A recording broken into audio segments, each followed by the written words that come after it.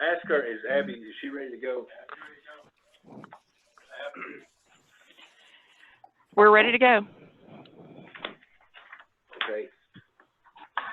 All right. Well, we're here. We're just a few minutes off track. That's not too bad, really, to get 40 of us online and see, looking at each other. Hold on.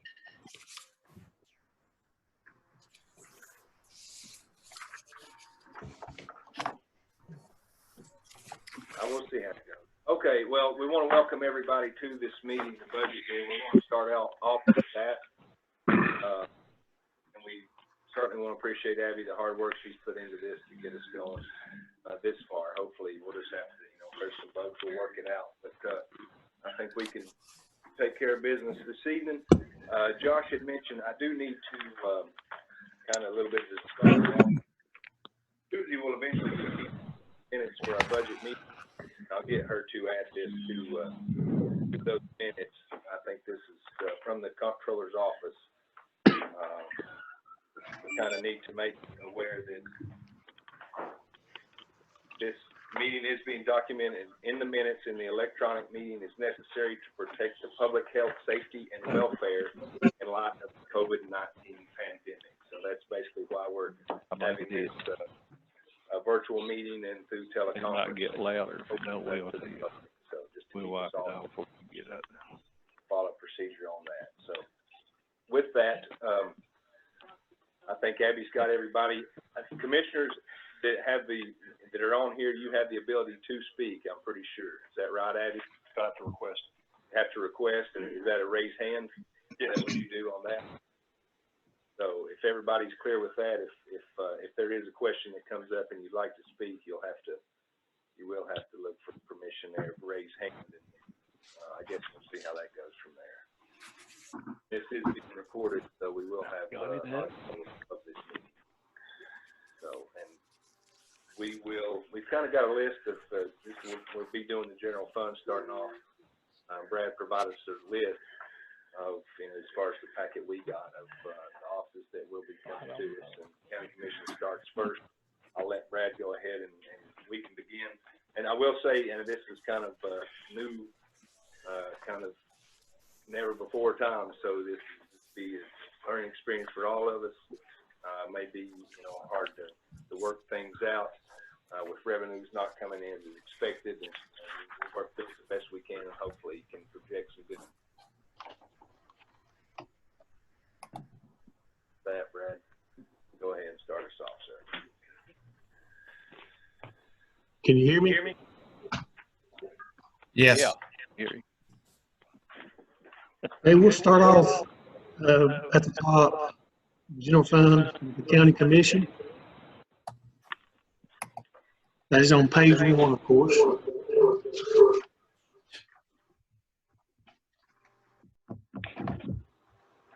The proposed budget for 2021 is total for the county commission category $120,075.55, which is an increase from last year's original budget of $7,523.30. That increase is primarily due to additional meetings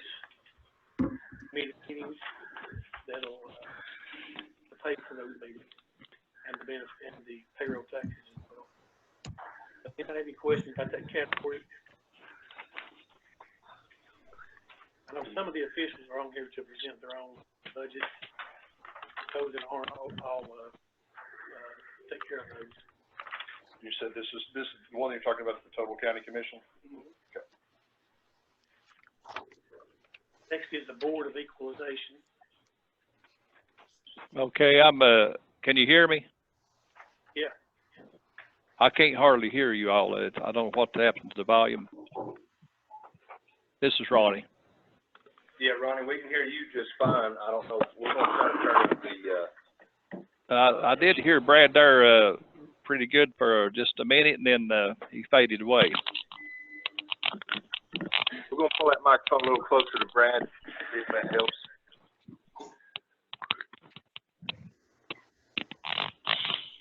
Can you hear me, Ronnie? Well, it's not too good.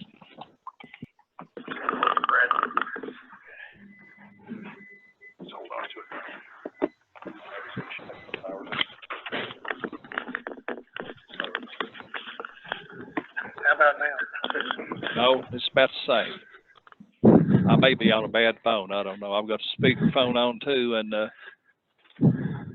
got the volume up as high as it will go. And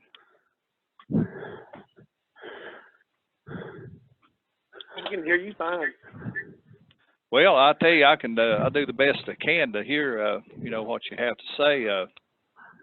If you can hear me good, I will go over the budget and have any questions. I'll try my best to answer them. Okay, so we're at Board of Equalization right now. Okay, Board of Equalization. I called Brad earlier today. I didn't get the, you know, the budget on that earlier, and I requested like $400 in office supplies. For the Actually, that'll need to go in 332 legal notices. okay, see, we've been taking it out of the assessor's office budget since I've been, you know, the assessor for the last 12 years. And, you know, to put it in the paper, and we do that every year, and it costs like a couple $100, you know, and I just, we didn't have enough in the Equalization Board budget, you know, to do that. So that's why we've always done it. In the past, I've meant to change that, but I never did get it done. If there's a problem, I could still, you know, go with the assessor's office budget. That addition of 400 will result in an increase of 401.25.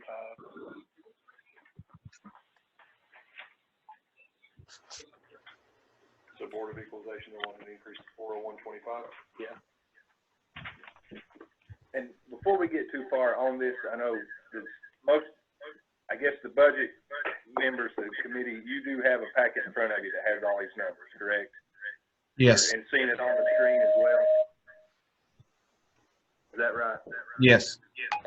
Okay. And I'm gonna let Brad kind of clarify that, what we're looking at. If you look to the far right on that sheet, you're looking at B, the budgeted operations. That's the 2021 is the column that's the request we're getting for this year. If you look the side of that, E minus A, the increase and decrease, that's the difference in column A, which is the original budgets from last year. Is that correct, Brad? For 1920. So that's going to be a difference that you see from anything last year. So just to clarify that as we keep going, and so everybody will know what you're looking at. And if a question comes up or you're not following along, be sure to let us know. Okay. Okay, on that one, we need to add account number Everybody's laptop is 332, going to do the same thing that conference time's doing. which is legal notices, $400, the budget for 2021.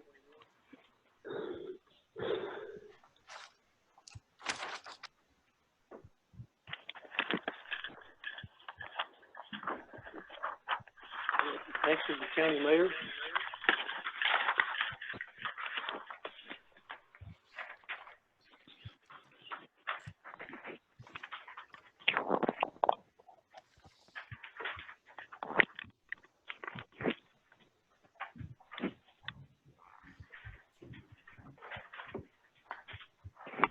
There are a few corrections on this too. This sheet you have in front of you wasn't updated. For some changes made last week by the mayor, some decreases.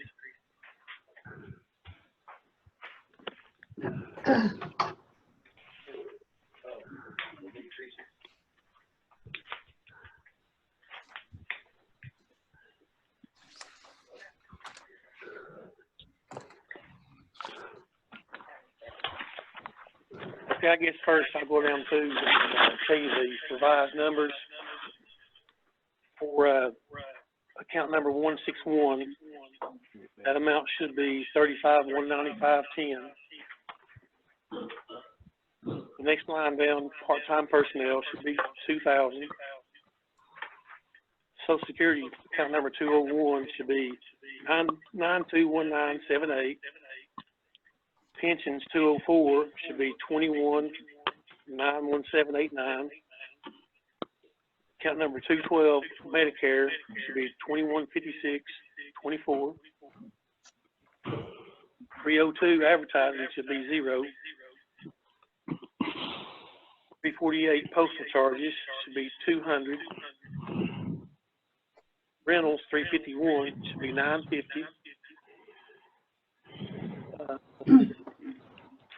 432 library books media should be 350. 499 other supplies and materials should be 900. Tax relief program number 540 should be 64,500. Other charges 599 should be 900. 719 office equipment should be 400. For a total of 275, 752, 44, which is an increase of 2,000, 217, 77.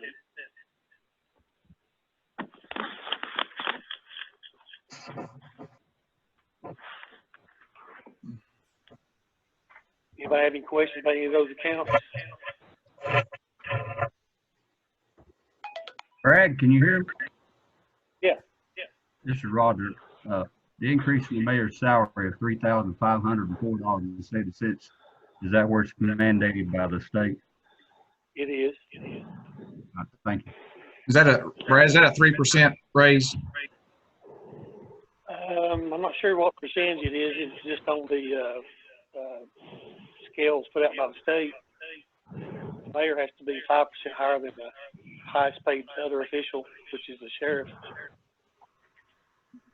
And the 5% below that, it shows an increase in salary basically right there. Right. Actually, it should be 3%. Okay, man. Yeah. Right, change that.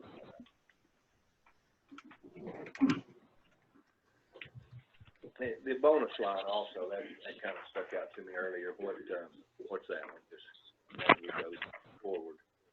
Just the bonus for Just money that's available in there. Okay. All right. Any questions for the mayor on that budget right there? On maintenance, what the biggest increase on maintenance? Yeah, that's some building and grounds. The building ground.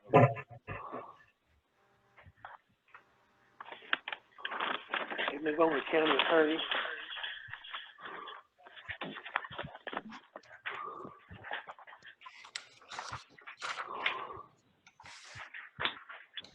Page 3, account number 51,400.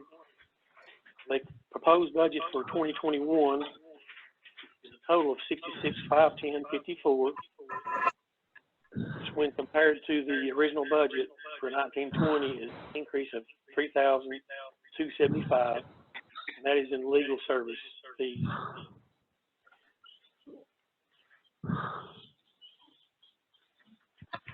If you look at the estimate for 1920 on the actual operations side, projected a total of 67,500 for the year.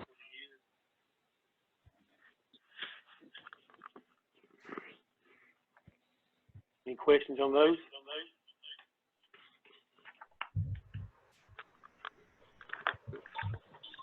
We'll move on to the election commission. I believe Tracy's on here. Tracy, you there? Yeah, I'm here. We've got 2 elections for this next year, which will be August and the big presidential election in November. So we're asking for a total increase of 81,148. That's the salaries, and then most of it doubled for the 2 elections.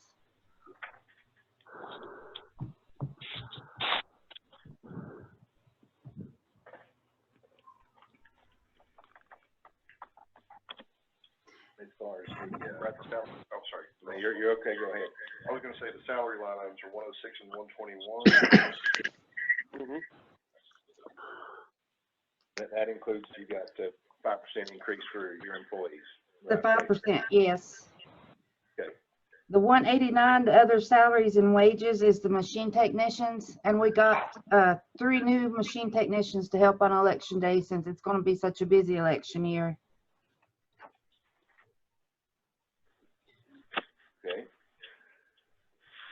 And I'll ask you about the question marks you've got for software and periodicals. Are that's your question marks, or you put those in there? Yeah, I did.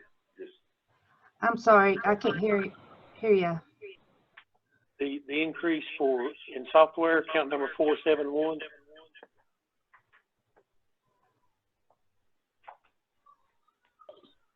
That was one of the new line items that I asked you about, and that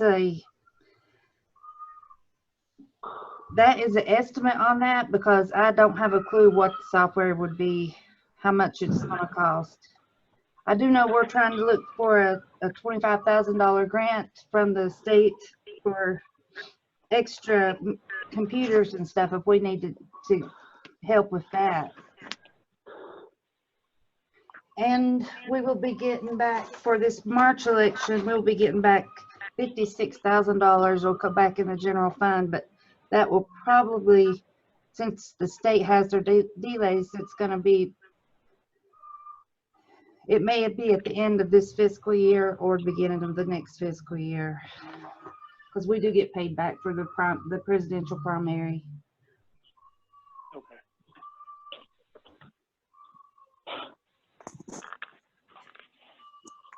all right.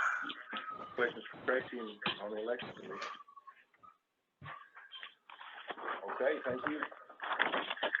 Okay, next is on page 5 is register of deeds. Thank you. You okay, Jared? Yeah, can you hear me? We can. All right, good deal.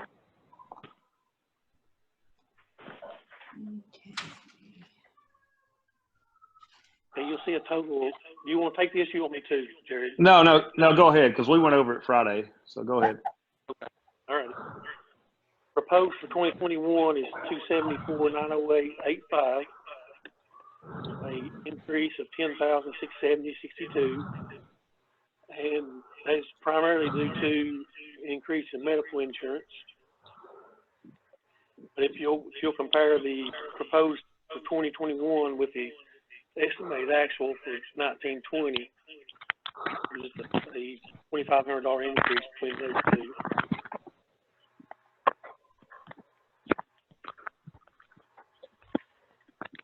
The communication line on that, Brad, is Right. Communication line is your internet. It's internet. Yeah, we had to add internet this year. They gave it to us for free through our processing company, but this year they're making us pay. So.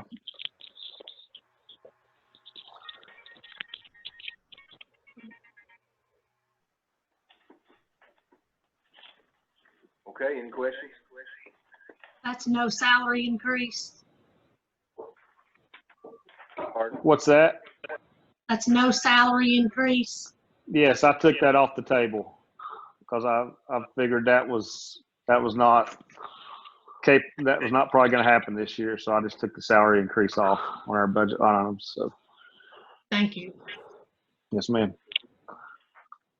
That's for your deputies right there. That's correct. Yep. And then the county official administrative officer, on mine is showing an increase in that one of 3,035. State mandate. Yeah, those are mandated. Gotcha. Some of the new folks on this committee, I know as far as the county official administrative officer like that, those are usually you see the increase for county clerk, trustee, where that's going to be 9740. That's going to be consistent for all of those employees, and that is a state mandated salary that we do have to fund on that. So, Chairman, I did. Increase on their own if it's a state mandate. Chairman Garland, I did run the numbers on that. That is a 3% increase for the elected officials. Okay. Thank you, Travis. Questions? Okay, next is planning on page 6. Chris is here.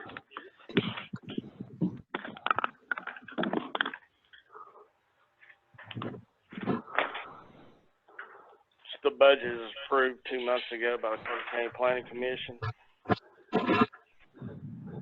for relinquishing line item 162, splitting that between the employees. full-time employees.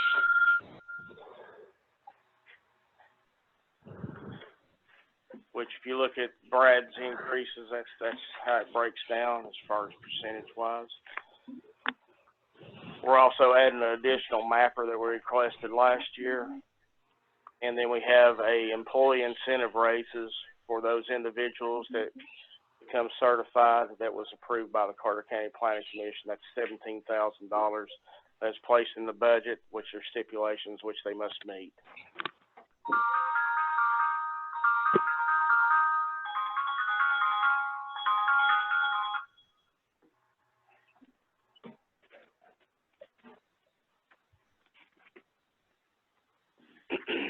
Is there any questions on that? I had a question why the health insurance was so high compared to the actual for 1920. That was the percentage they gave me, they were supposed to do, and that's the one that I asked Michael about. We never got the total answer on that. 207 medical, that was the increase of the additional employees for 6 single members. Two employees. That's for the additional, yes, yes, sir. Okay, so you're looking to add 2 employees, that's right? Employee, yes, sir. And what are those positions? That'll be a mapper and an additional inspector.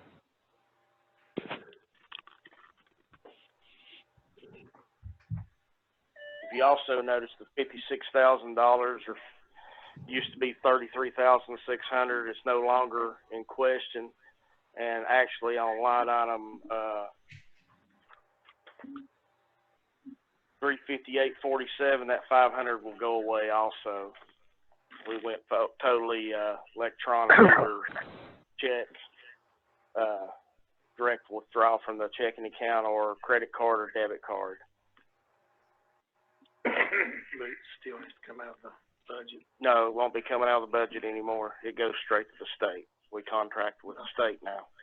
We get our $5 per permit, and then don't have to handle all the additional monies and things of that nature. So that 500 will be coming off, then the additional $100 will be going back into our account after July 1st. Chris, how come we didn't fund the First Tennessee Development District this past year? It was a movement by the Planning Commission to not utilize them. They were changing employees so often. We went through 3 to 4 employees in less than a year. We weren't getting any continuity with them. Those individuals were coming in, they didn't have as much education as some of my employees. Okay.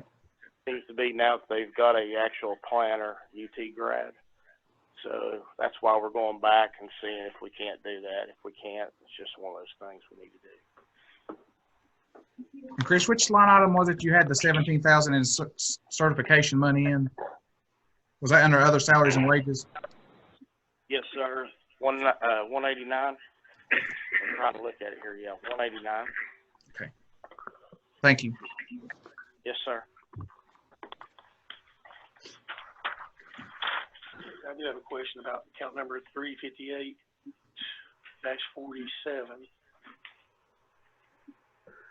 That is the remittance for electrical permits. It used to be $33,600. Then we went up additional.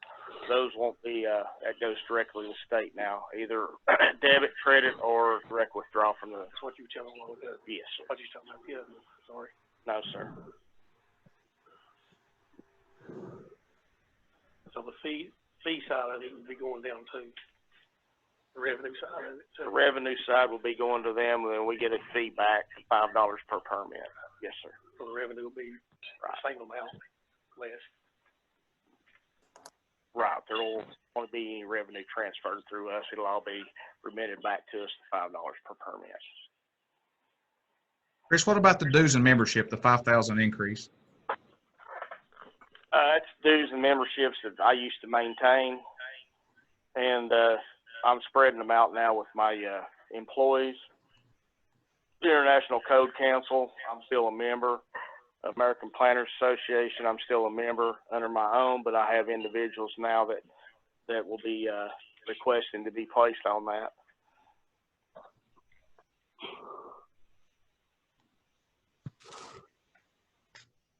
So that's a total of about 76,639 increase, right? 76, yeah, somewhere around 639.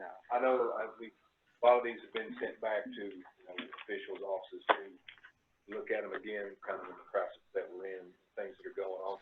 Has planning the commission had a chance to address this, or does this stand from 2 months ago? This stands from 2 months ago, yes, sir.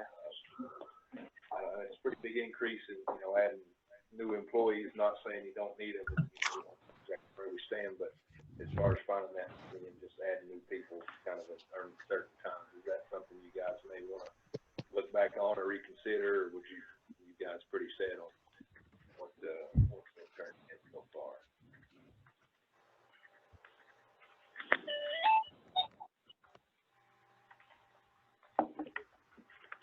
Chris, on the increase on travel, is that for where they're going to get their certifications for the classes and the rooms and stuff like that? That's for the additional, there's continuing education credits that you have to go for. We try to do as many as we can local. Sometimes they may be as far as Nashville. Okay. Or Montgomery Bell or whatever that little place is just west of Nashville. Okay, thank you. Yes, sir. But as far as looking back, we've attempted to utilize for a mapper, and it's really worked out well. I had him for about 5 weeks, and then he had to go back to his school with all the changes, and he's working on his master's degree, so one and his BS in the other. So he was kind of torn because he's got so much work and so much of it's lecture classes that he couldn't continue on with. An additional inspector, would that be considered Jay maybe moving into that position, or is that just a total separate? Total separate, yeah, total separate person. Jay's already moved into as far as the plumbing. Okay. He's moving into mechanical pretty soon, so.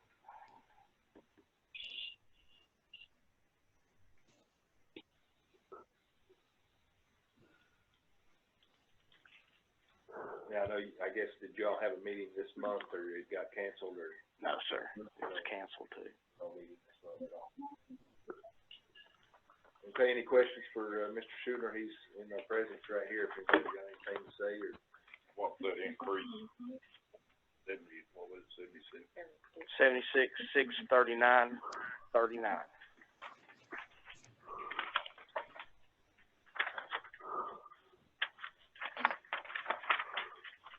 I was going to ask on the additional vehicles. I know we've got a couple.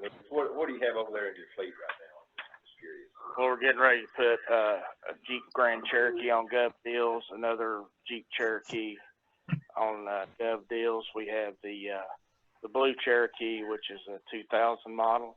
We'll maintain it. We have a Trailblazer we bought off of Ronnie, the assessor's office. Then we have the 2 new, the Jeep and the new Dodge pickup.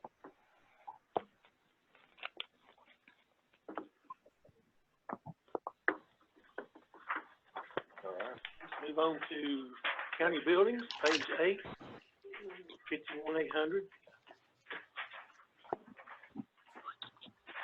Is that what you get?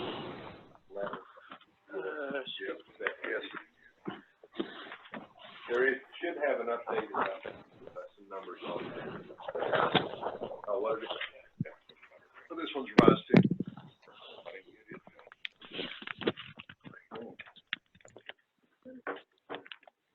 That 117.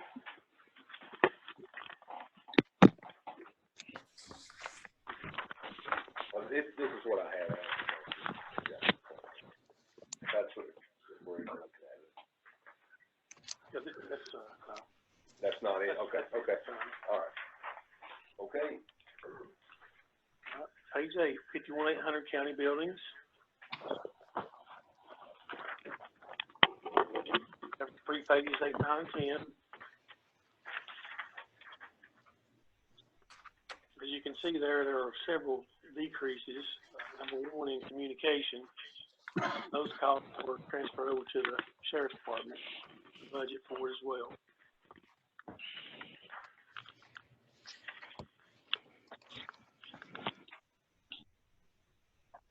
And there's a net decrease in county buildings of $3,001.81. I have any questions on any of those accounts? Hey, Brad. How many employees is that? Two. I think Travis and I. Okay. Yeah, Travis. Hey, Brad, on the ADA, the 15,000, on the grant that the governor passed, I pulled the guidelines. It says that money can be used for the ADA. So can we, when we earmark all that money, I know we have to do a resolution to accept the application process. So can we start using some of that money for like the ADA, and that would be less of a revenue on the tax base? I don't remember seeing the ADA on there. Is it on there? Okay. 51-800-335-916. Yeah, if it's an allowable expense, we can certainly use it.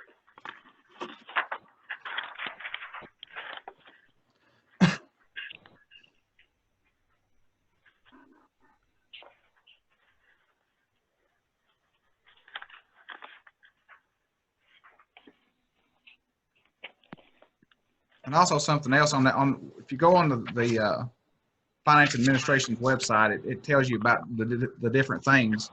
And maybe this is the year, maybe we should look at maybe replacing the boiler, because I think that'll fall under capital maintenance. Yeah. Yeah, for sure. How much was that, Mayor, that boiler? Well, we have one estimate, it's gonna be around 70, but to get a good one, it's gonna probably close to 100. To get the high efficiency. Okay.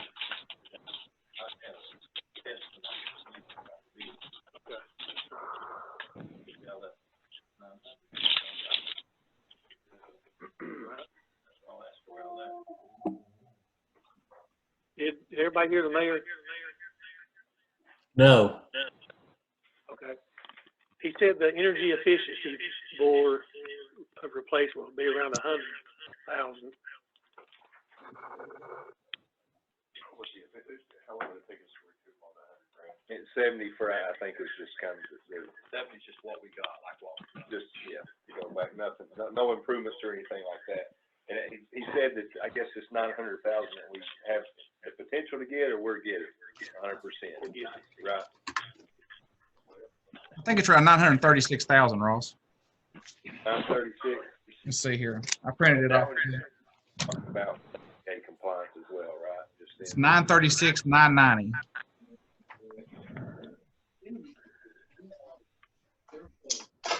All that covers. Okay. Apply for it on April 30th, and it'll be for next fiscal year, starting July 1. Right. On a year mark, this list. It can be used for highways, capital maintenance, and COVID-19 response, supplies, materials, treatments. We were aware of this earlier, I guess it was about 450 or something like that early on. 363, and now they've increased it. Okay. So not an additional grant, it's the same one, just another fund. Okay. Any questions on county buildings? The actual modified amount is $32,0181.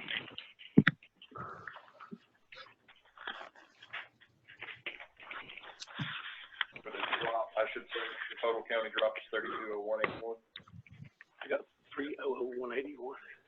Page 10.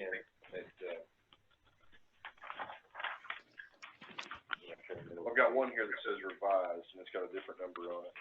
Yeah, I think I don't know if that's a difference. This is the exact same thing. Yep, all the other numbers match. One of the numbers must be $200 less. Yeah, the one that Abby's got on the screen too shows $32,0181 as well.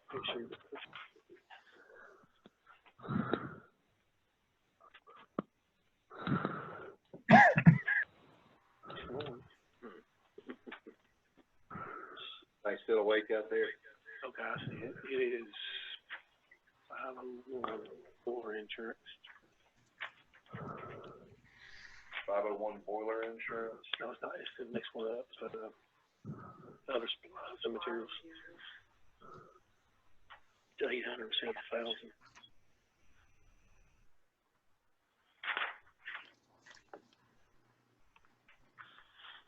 Brad, the bonus on that one page is for 2 employees. Yes.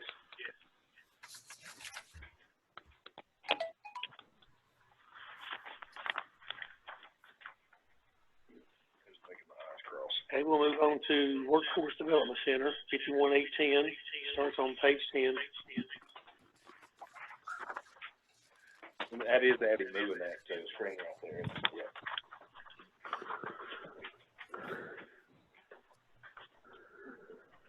If we go to page 11 and look down at the total, 2021 is 258,066.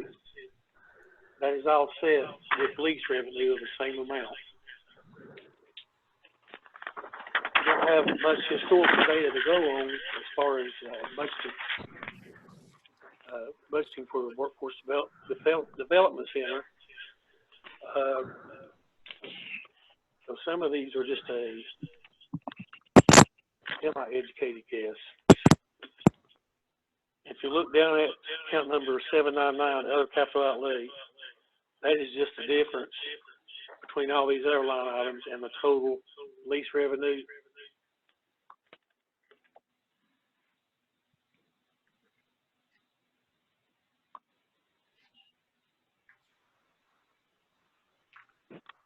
Hey, Brad. Yes. I'm sorry, on page 10, I meant to bring this up earlier. On furniture and fixtures, there's a $2,000 for chairs for the courtroom. That's for the circuit court clerk, the courtroom, and the court. Chairs have to be replaced there. Okay, for next year? I thought we approved it for this year. Yeah, we did. Yeah. But that's something different. I think that's similar. Abby, what was that for? The chairs, this courtroom here, not our courtroom. The rolling chairs. Those have to replace the chairs in the courtroom. I mean, is that something that could wait another year possibly? I know it's just $2,000, but.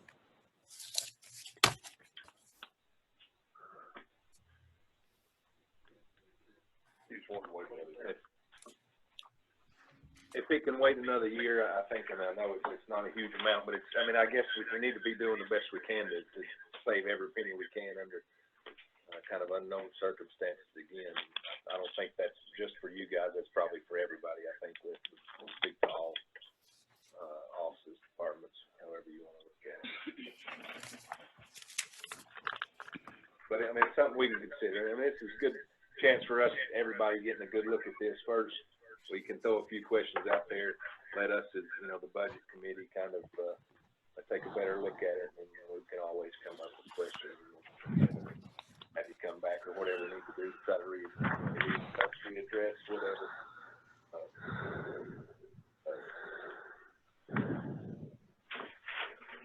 So where do we stand right now? Any questions on Workforce Development? You said that the revenue for, I guess, the lease. Where is that right now? Or is that's the difference you said? Yeah, the lease revenue will be the same exact amount as the appropriations, 258,066. Okay.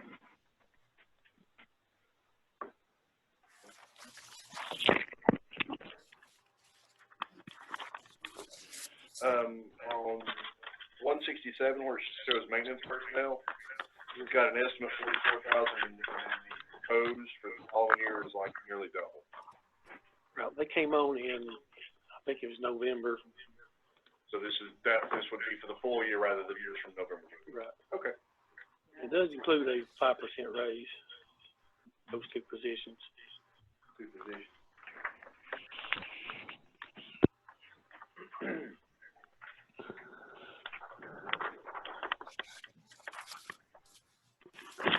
That's a 5% raise plus a bonus. Yes.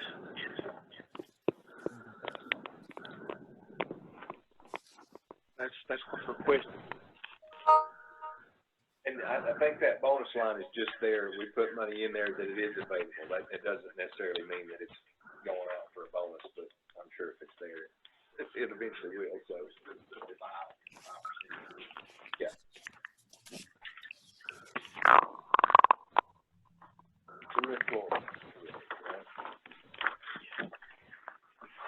All right, any other questions on that? Ross, Yeah. we'd kind of talked a little bit about, and I just didn't know where we'd stand so far. You know, the maintenance guys are kind of being utilized for every area, not really just the Workforce Development Center anymore, but we're tagging all their expenses and costs to that building. You know, we'd kind of talked about trying to sub-bill that back to the departments that they work for, so we can kind of track better our true expenditures at the workforce complex. Is that something we're looking to try to do this year, or what, are we going to wait on that, or what? No, that's on the board. They're keeping their time separate as far as where they're working, their time peaks. So those charges will be allocated to the correct category and taken out of the Workforce Development Center category. So essentially, it's going to show like revenue coming into the workforce development, so we can see what our true expenditures after this year are up there. So it'll just decrease expenditures there and increase in another category. Okay, but you are going to decrease their salaries, is what I'm getting at, as adjusted out over the board, so we can see. I just want to know what our true figures are when we get to the end of the year. Right. And that'll be a year-end adjustment. Okay.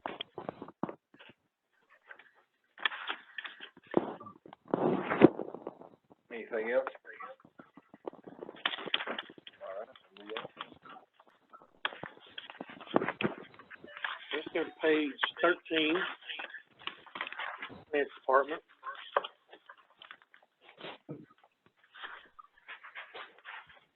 Okay, if you go down to the bottom for the totals, you'll see an increase of $70,493.28. That consists of the salary, a full-year salary for the purchasing clerk that we hired in November or October. It includes $3,400 for the payroll clerk comp time buyout. And you can see the other notations down the column there related to the purchasing clerk, the benefits and payroll taxes.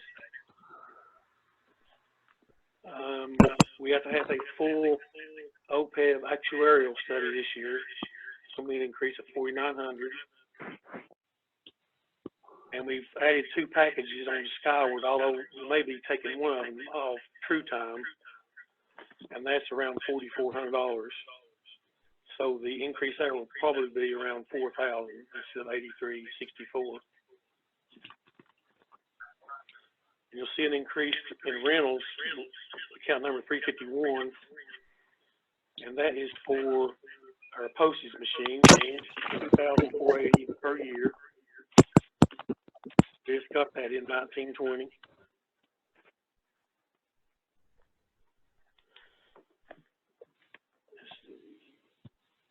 Workers' comp, there was nothing budgeted in the original budget, but there was a cost of $662.95 in 1920. That's actual cost. So we're estimating that to go up a little bit. But the reason 700 is shown because there's nothing budgeted in the original budget. Anybody have any questions about any of those? Brad, on the overtime payout for the payroll clerk, have we done anything to alleviate all the pressure on her to get trained anybody else yet? No, initially I'd put somebody include somebody in the budget for 2021, but due to the things that have occurred, I took that out.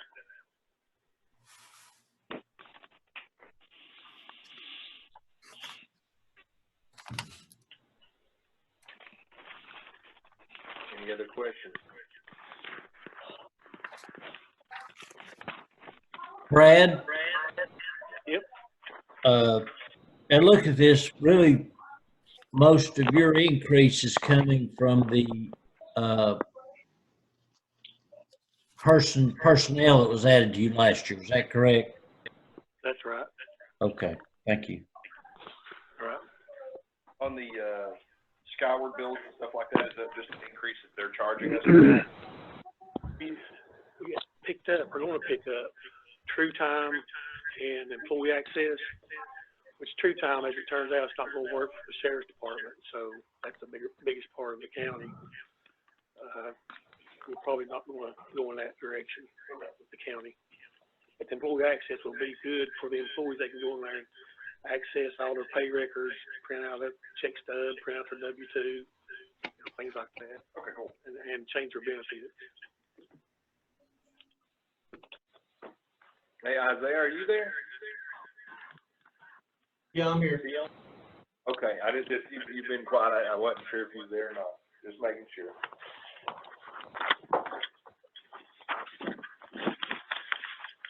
You with us, Ronnie? Be right.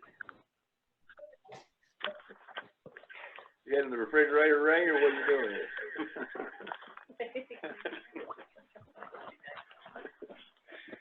Okay, let's move on. Page 14, property assessor. Okay. Here, Ronnie? Yeah. Okay. Do you want to start with the amendment to the reappraisal? What I done was I transferred one employee to the reappraisal office. Increase it from 2 to 3, and of course that took one from the assessor's office. And what we done was transfer the salary and all its attachments to that to the reappraisal office. That's where all the amendment to the reappraisal is. So I done this because we're working in pairs out there now. It's too dangerous for one person to be reviewing. Plus, I've got a director or in the office clerical, which is Pam Worth, and therefore I've got 3 employees in the reappraisal office now, and 1 less in the assessor's office. Any questions on the move on that? Ronnie, you said that was 1 employee that was moved? Right. With Yeah, I moved Whitney Davis from the assessor's office to the reappraisal office, and to change the payroll, because they work on the reappraisal program, which is update. We have to maintain 8,000 parcels per year, 2,000 per quarter for 4 years, and then on the 5th year we reappraise. And this is set up by the state. Of course, we agree to the 5-year reappraisal cycle. And since she's been working with them, I transferred her to that department so she would be paid under that budget. With the money, I take it out of the assessor's office. Okay, I was just trying, cause that's a large amount of money. I was just trying to figure. I know it's got a 4% increase in pay, but 79,000 is quite a bit of a salary. That's not for her. Yeah, Her salary was just, her salary is like $24,750. The variances on these look strange because in last year's original budget, reappraisal and the assessor's office was combined into this one category, but during the year it was amended out into the reappraisal categories.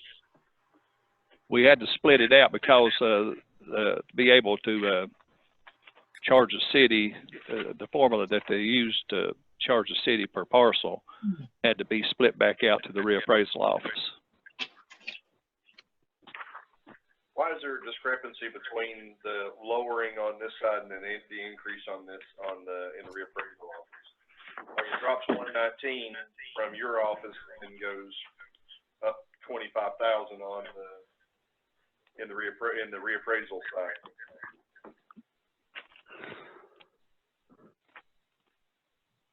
Where do you see that on the? Well, if you look at just the total salaries and benefits, it shows down 119, 125. And then when you look at the total salaries and benefits for the reappraisal office, it jumps up 134, 269. There's like a $25,000 difference between the two. Well, her salary is $24,750.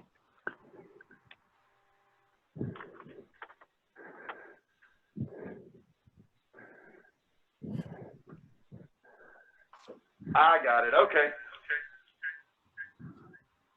It's confusing. Still very confusing. I figured it would be. It is 79,000, but it shows the 89 over here. How's that?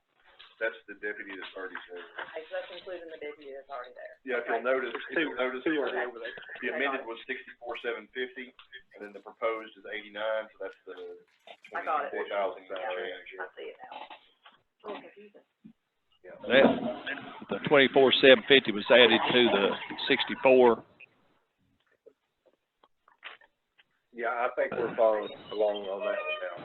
64,750, and that was to allow her for her salary, and of course all the attachments, this Social Security and all that follows that. Of course, it was reduced from the assessor's budget. Shouldn't the 79,380 and the 89,440 match?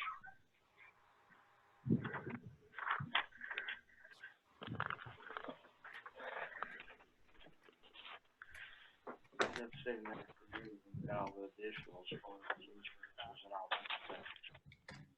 Yeah, but if you just straight across on line 106 to 106, understand that there's a difference there, but it's only $10,000 here. Mm-hmm.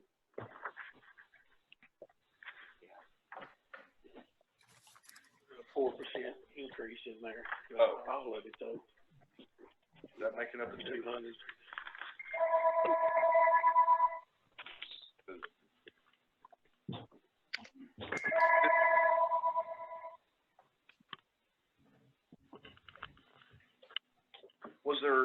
Was there 4% increase on both sides, or was it just increased on one side and then both? So was it 4% increase on both sides? What I understand, the 4% was taken out of both offices. The request.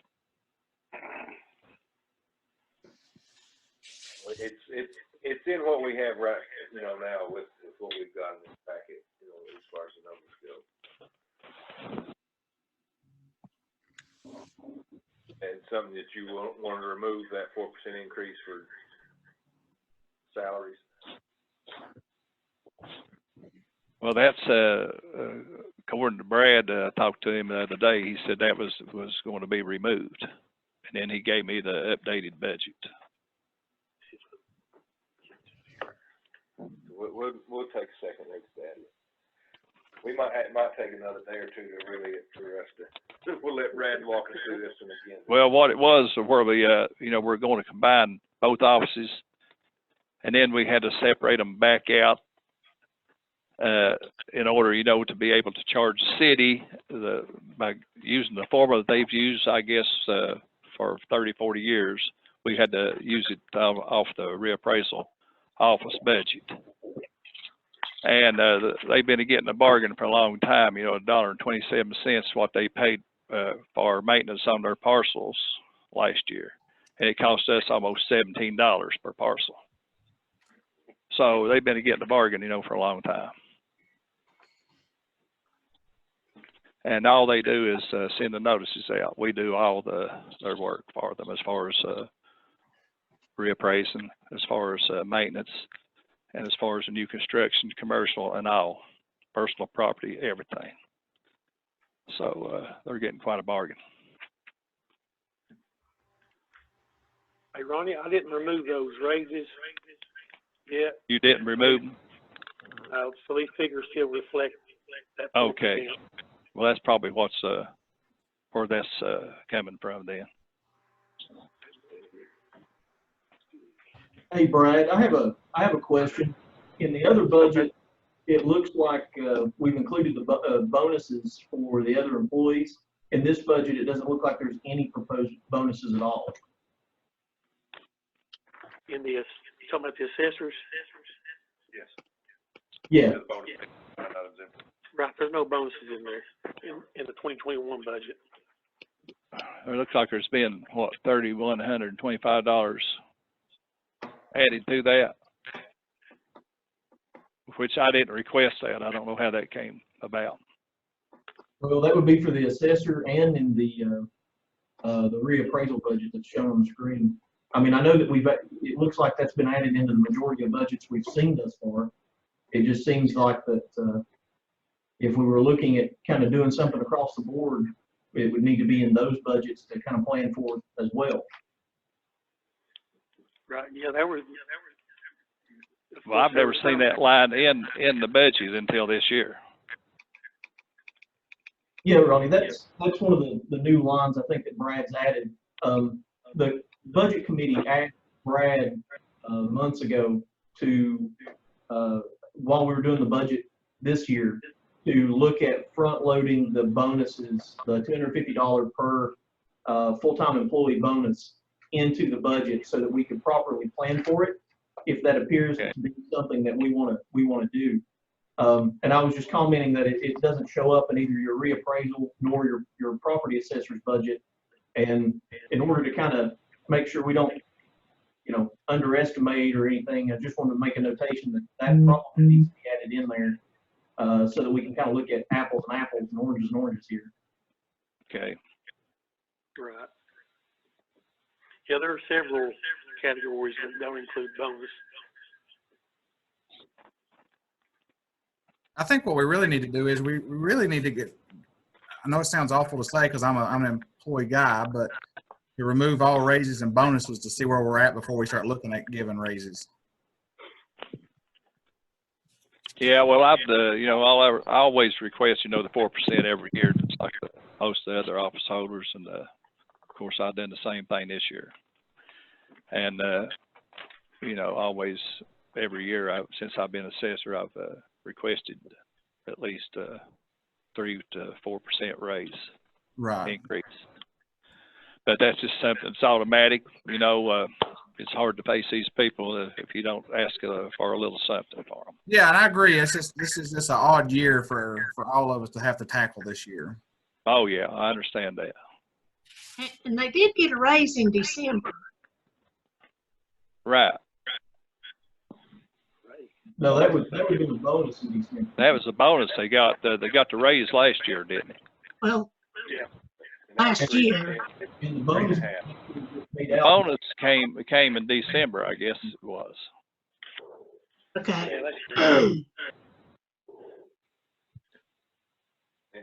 I think that would be good. We can let Brad maybe rework this because some of these budgets don't have increases, others do. Not all have a 3 or 4% increase, some 5 or whatnot. But we certainly appreciate you asking for that. And I know your employees do too, and we understand that because they've seen it every year like that.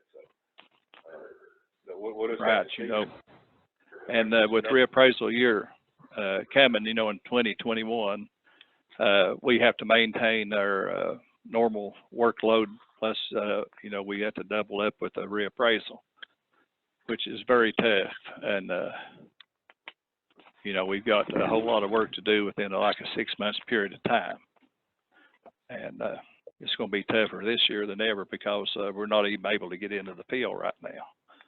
And I don't know how we're going to come about, done all the review and all this, it's to come here shortly. But I did too. I had a request for a new vehicle. I've always purchased my vehicles through the Forest Service, but I can no longer do that. And for the last 12 years, I've bought pretty good vehicles for like $7,500, but that's no longer possible.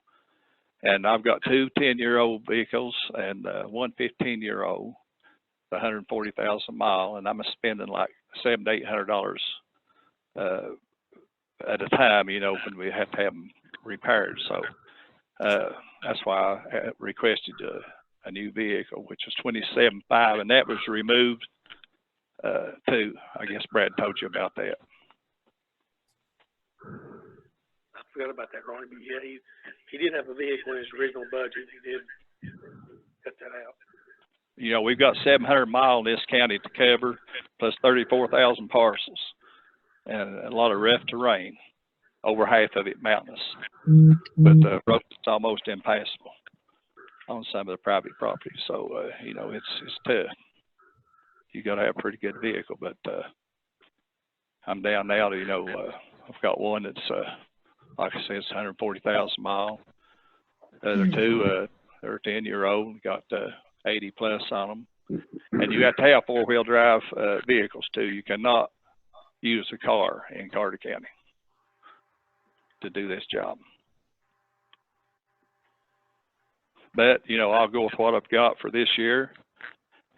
And if it tires up to where I can't go, then I'll be coming back to see you. We understand the need, Ronnie, and the needs of all these offices, but you know, it's our job to take a good look now, and you know, hopefully, you know, things will kind of start to pass and hopefully improve, and you know, if the time's right in the middle of next year or something like that, the money's yeah, I know it's a tough time. It's going to be tough. We understand you got your work cut out for you on the reappraisal. You know, years ago we got grants from the state, but they cut that out a long time ago. We used to get help from the state, additional personnel, but now they've laid it all on the county. Hey, Ronnie, on that data processing services, is that computers? That's yeah, that's the cards is processed by the comptroller's office, the state, when we make the changes, and they send us a bill every year. And you really don't know what it's going to be. It's according to the amount, you know, that's processed. So in the reappraisal year, there's going to be quite a bit of it. A lot of changes. And just like a lot of supplies, just like the mapping department here, it takes like $800 just for the ink for that mapping machine. We may go through 2 sets of that. And these state printers, the toners, nearly $400 each. We go through 2 of those in each printer every year. So, you know, it's expensive. And who knows, the expense may go up, you know, this coming year if everything follows everything else. That's why, you know, I put an increase on that, and that was before the situation got to be where it's at. And it could be even more, it could be less. I don't know. It's just hard to say right now.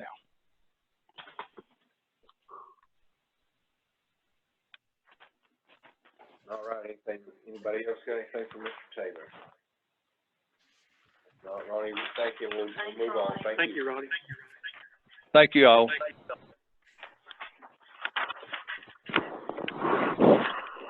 we'll move on to page 16, County Trustee's Office.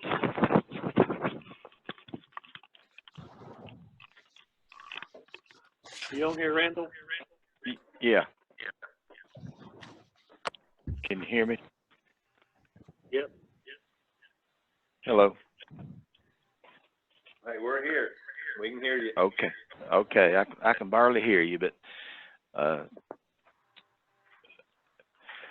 what I've got is 4%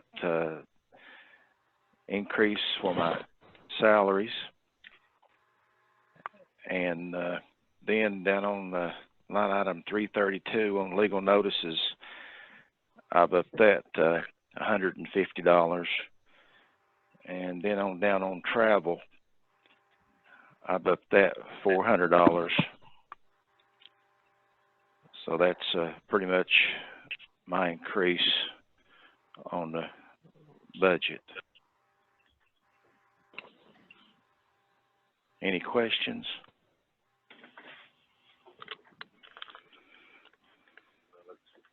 enough there, Randall. I think anybody else have any questions or a question for?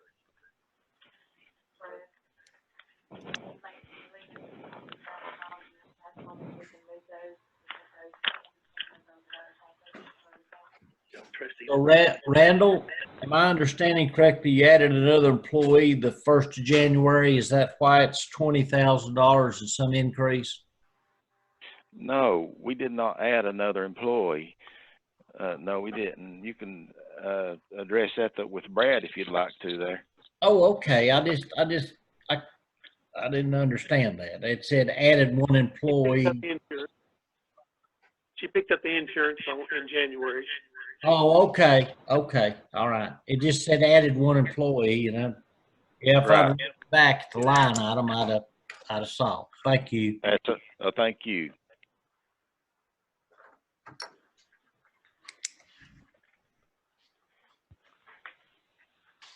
Any other questions? Okay, move on to the county clerk's office. Thank you, guys. Appreciate you. All right.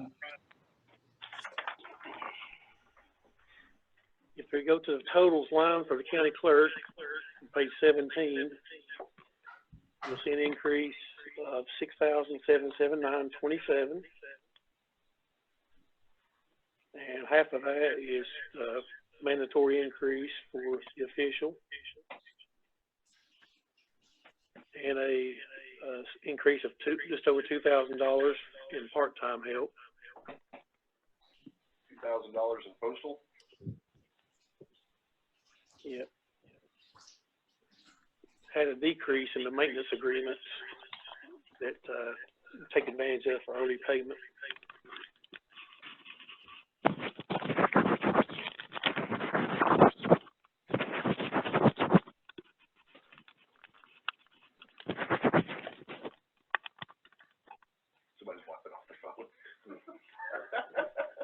Any questions?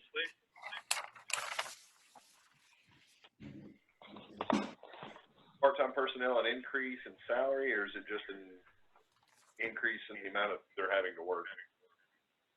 Increase in the amount of time needed. On the insurance, Brad, did someone brought the insurance or?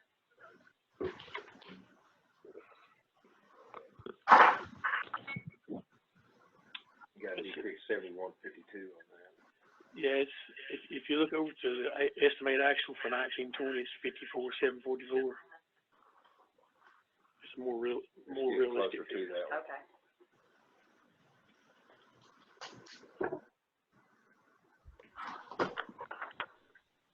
Any other questions? Okay, page 18, circuit court. Debbie, you on here? I am. So basically, I know that Johnny and Brad have talked, which we're not going to have any increase in our budget. Brad and Johnny have talked and would like to take, it's your object code 334 maintenance agreement, the 14,004. Johnny would like to take that money out of reserve to pay for that maintenance agreement. So therefore, our budget would reduce down $14,400, which would make it $756,001 to try to help out with, you know, the shortfall in our budget.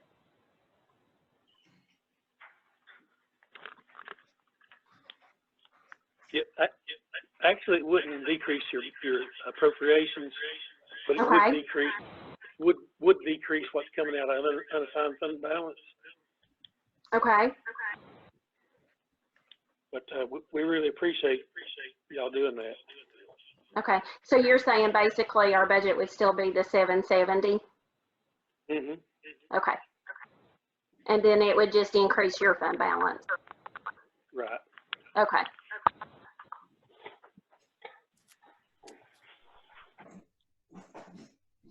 Questions on that?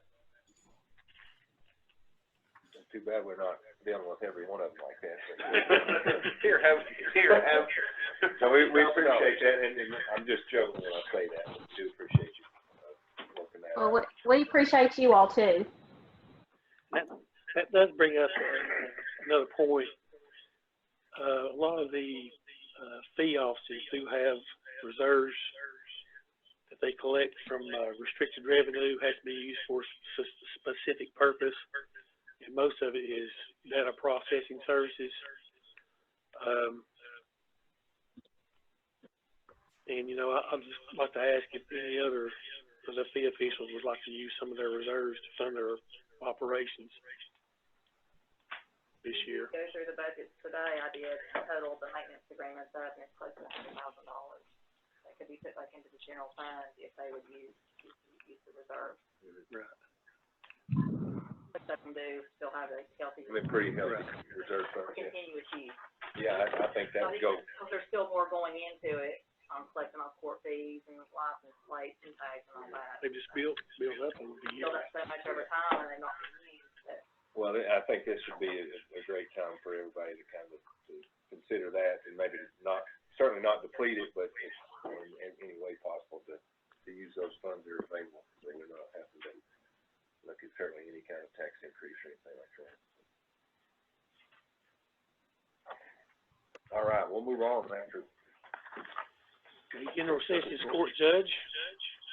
Anybody on here for that office?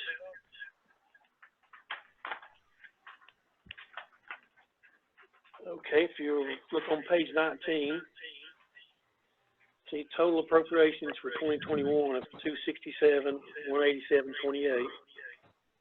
That's an increase from the original budget for 1920 of $4,743. And almost all that is due to the increase in the judge's salaries. His salary is mandated as well.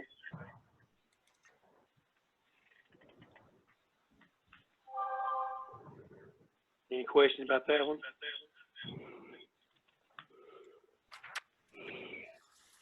Okay, let's move on to drug court, page 20. Drug court is offset by the same amount of revenue. Whatever's collected is turned over to families free.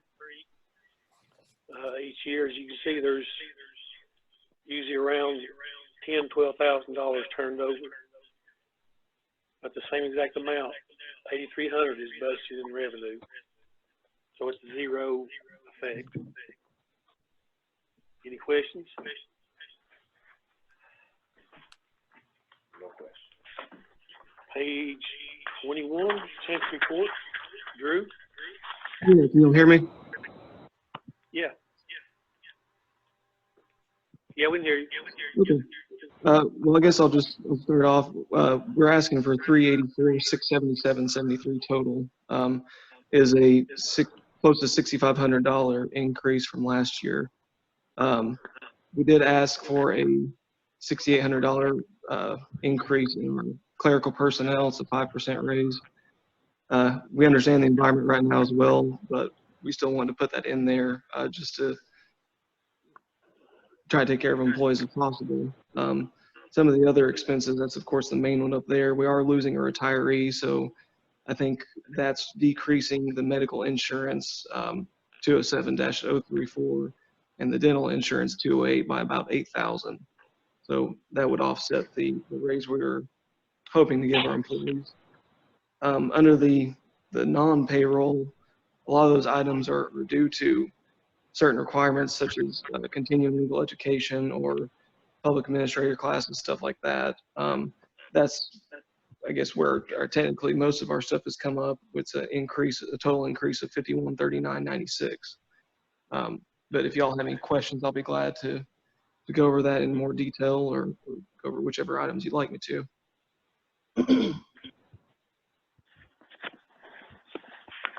Would you be willing to use some of your reserves to fund the maintenance agreement? On the maintenance agreement, yeah. The maintenance agreement is going down. I'll note that because we got a credit this year, but if there's reserves left, I'm sure we could use it for that, yeah.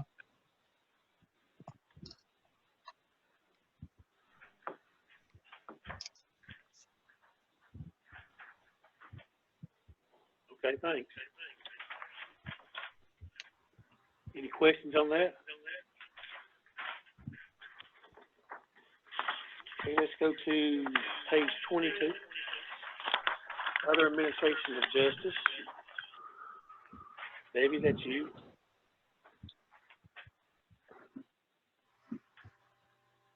There with us, Debbie.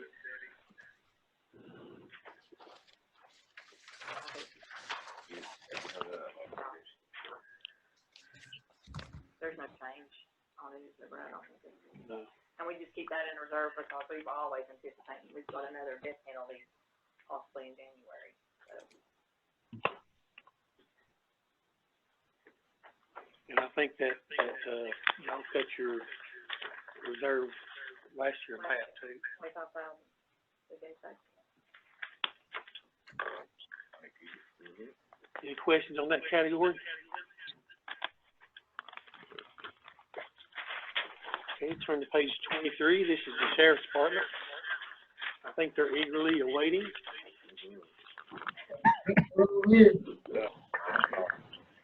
Hey Brad, this is James. I'll go over the Public Safety Sheriff's Department, the total salaries and benefits set of lines first. Okay. If anyone has any questions on any line that I don't touch on, just let me know. The major increase on this lines are going to be the school resource officer line, and we are currently negotiating with the school board for an increase for that same amount and bring the revenue in to cover that $33,813 increase. That negotiation is ongoing with the new MOU.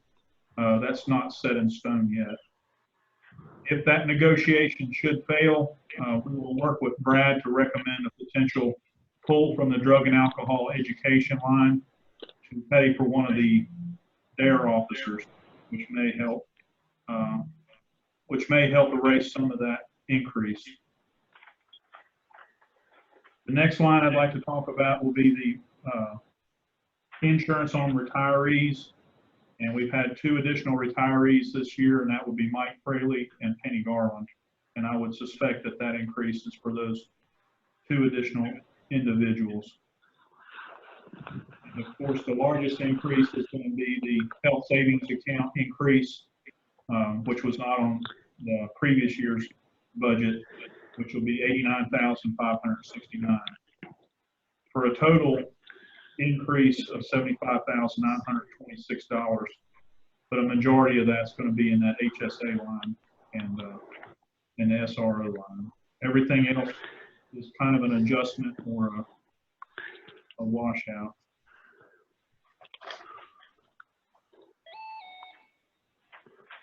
Are there any questions before I move on to the next section? Chief, what's the 19,617 for clerical personnel? That's an adjustment. It's been higher in the past and lower in the past. A majority of that's going to be where we placed Tanya Range into a personnel line. She was a very senior officer. She was injured in the line of duty about 2 years ago and was disabled for a good portion of time. She can no longer really serve effectively as an SRO. So we moved her into a personnel line. Now that was normally covered by a much lower paid individual, but in order to take care of Tanya, that's where she is currently working, and that's a majority of that increase. Thank you.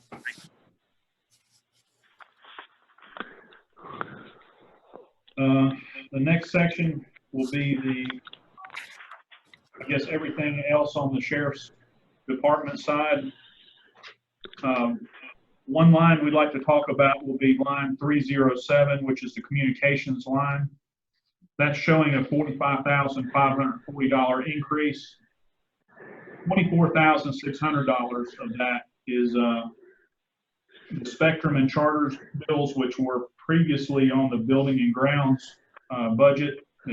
Brad moved it over for more truth and truth and advertising on the budget out of the building and grounds onto us this year.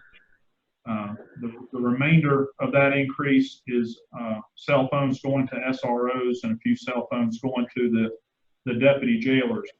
Along with those cell phones, the increasing capabilities, we've added a common operational picture tool, which shows where all of our deputies are at any time while they're currently on duty, to include the jailers where they are at when they are on duty with that phone.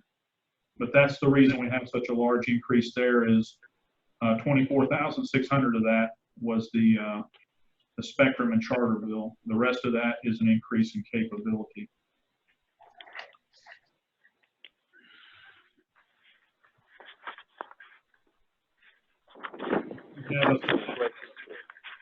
Chief Barrett on that one. Got one more page. We do have increases on parts, $5,000, tires, $4,000, increase in uniforms, and an increase in maintenance agreements. Captain Smith can talk about the increase in maintenance agreements. The maintenance agreement, I actually went line by line, and we actually have a sales spreadsheet, lists every one for the year. And we took the actual cost of this current year and actually put them in to this particular line. So it's, what you see is what it costs. The 68,046.85, is that for the note that the county provided? Yes, sir. And that would be a reduction on the vehicle line from the previous year. You'll see an associated reduction on that.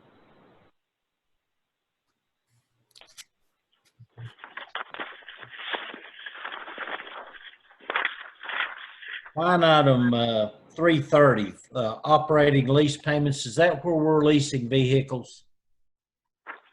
Yeah. No, it's coming out of this. This 1 year at a time. Do it out of that. Okay. Which line? 330. Don't know what it is. Line 3. Yes, that's where we're leasing 3 vehicles, and we're doing it a year at a time. So that will be the drug vehicle. That's the drug vehicle.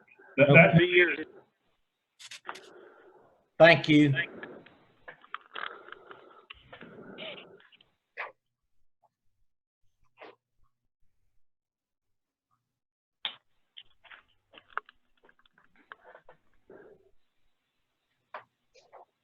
you can get me some vehicles 3 at a time. Leasing for. They have the service now. Okay. I think a lot of these were budget amendments that we approved last year. They're kidding.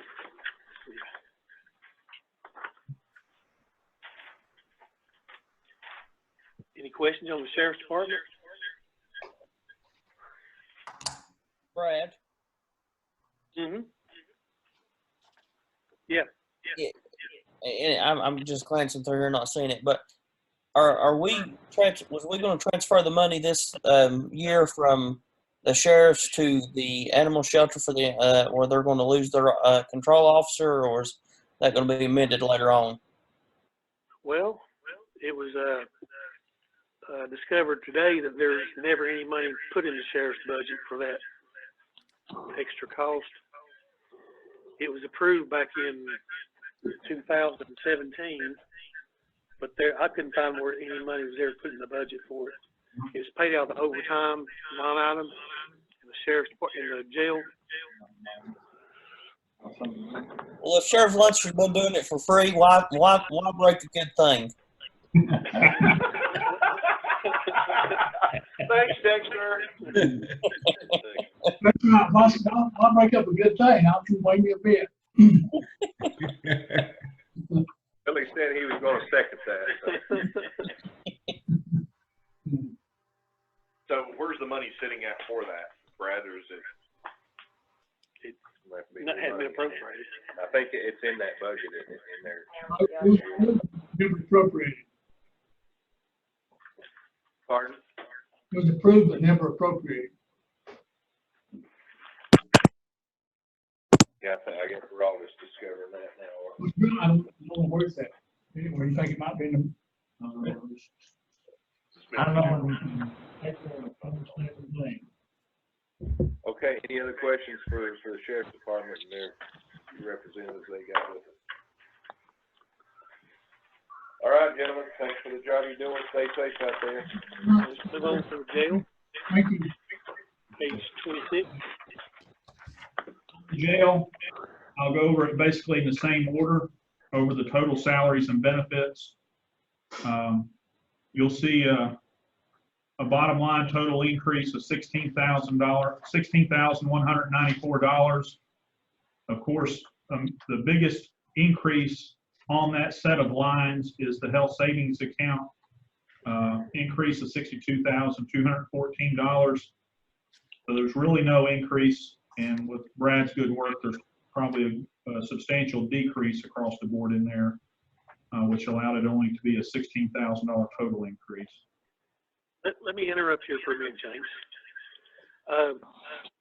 I didn't get your changes in that you got to me Friday afternoon, so I'll read those off if y'all want to make the changes to your worksheet. And the first change was on 54,210,160. That amount should be 1,499,385. Next number is 169 part-time personnel. That should be 67,870,67. The next one is 201 Social Security. That should be 122,029,87. The next line, pensions, should be 283,912,74. And the next one is employer Medicare, 212. That should be 28,539,24 for a total of 2,782,507.75.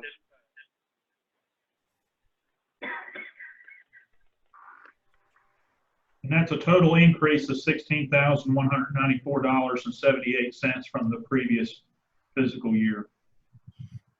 I see what you're talking about now. I was looking at what I had in my hand, rather than it being a decrease.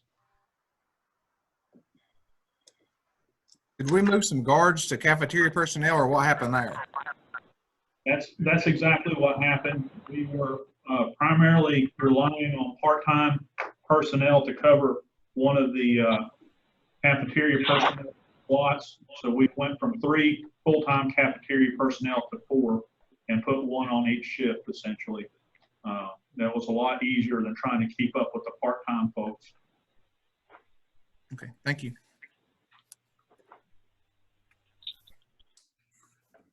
The next large section will be basically everything else in the jail. What you'll note, the largest increases are on the medical and dental services for the jail. It's $33,058 increase over what we had prior. We are still very, very efficient, very effective with that amount, providing 24/7 nursing coverage for the jail for that amount on an average daily population of roughly 340 inmates. Tom's been holding the line on that for several years. We've actually seen little to no increase. This is the first year we've seen an increase. That is because we are seeing roughly a 10% increase in the number of inmates that we've been holding. We will see some mitigation in that average daily population because of all the inmates that were released because of this COVID-19 scenario. We are currently at a 220 inmate average daily population now, and we don't expect to hit that 340 high number again probably until the first of the year, or maybe a little bit later. The same thing can be said for the increase in the food supplies. We are requesting a $47,500 increase in food supplies, but that is also figured on an average daily population of 340. And with the release of inmates that we've seen over the past month, we may not need that much, but it's better it's better to plan for, where we have been for the past year and a half, 2 years on inmate population, because once, we are allowed to start arresting misdemeanors, and the courts start operating, we expect to see that population to return to normal levels.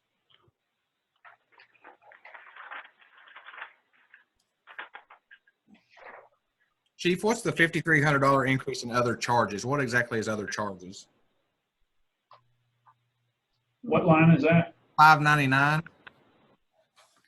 That's where we're gonna do mattresses for the jail. That will be, we have to replace some of the mattresses in the jail. Actually, the mattresses that we bought when, we first opened the jail have lasted until now, but with wear and tear over the past, 8, 9 years, we need to replace them. Okay, thank you. How about 355 travel, that line, that's gone from, I guess, 0 up to 10,000. We just starting to budget some for that, or what's that? We never had a travel line on the jail side. What you will see are some additions and subtractions on the training lines that we have, both on the jail and on the patrol side. Brad has had us split the training line up into travel lines. Basically, what we need to pay for the training line, and then if we need to buy ammunition, there's also kind of like an expenditure line in there for it. So those lines got broke up, and that $10,000 travel is just an adjustment. I don't believe we've had a actual increase in travel overall from the previous year. It's just the lines got split up.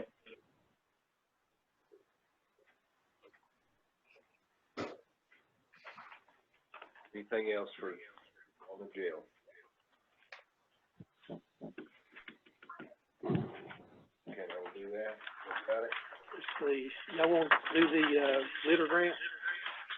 We'd also like to talk about, before we move on to the litter grant, Brad, is what we would advocate for the pay increase for the employees.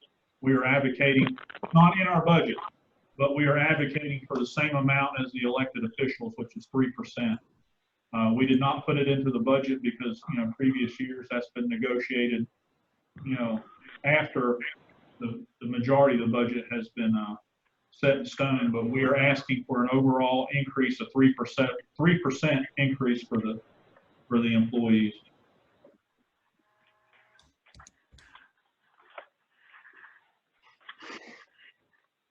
We are ready for the litter budget. You got that from? There, it's page 45.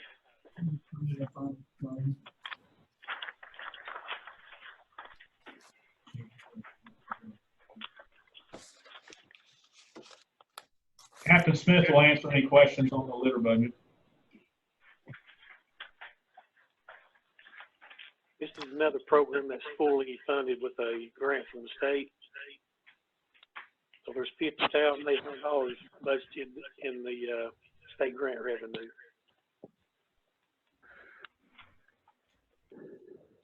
And that's awarded by population. Is that how it goes, or? They have a specific formula they go through, and population is part of it.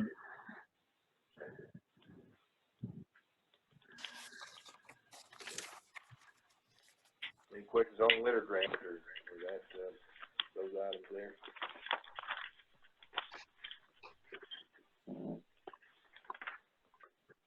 I guess not, Captain. I think you're good there. We appreciate that. Right.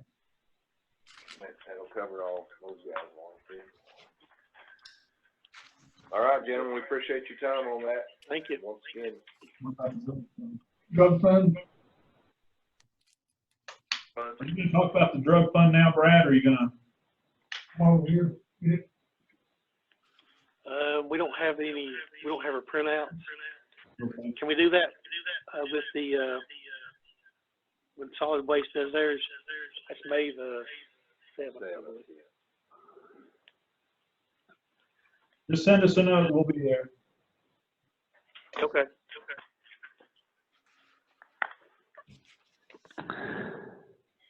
Okay, we'll move to page 28, which is anybody here for juvenile services?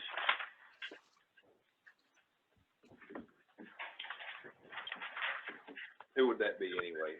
Judge Bowers. Okay, if you go about 2/3 down the page,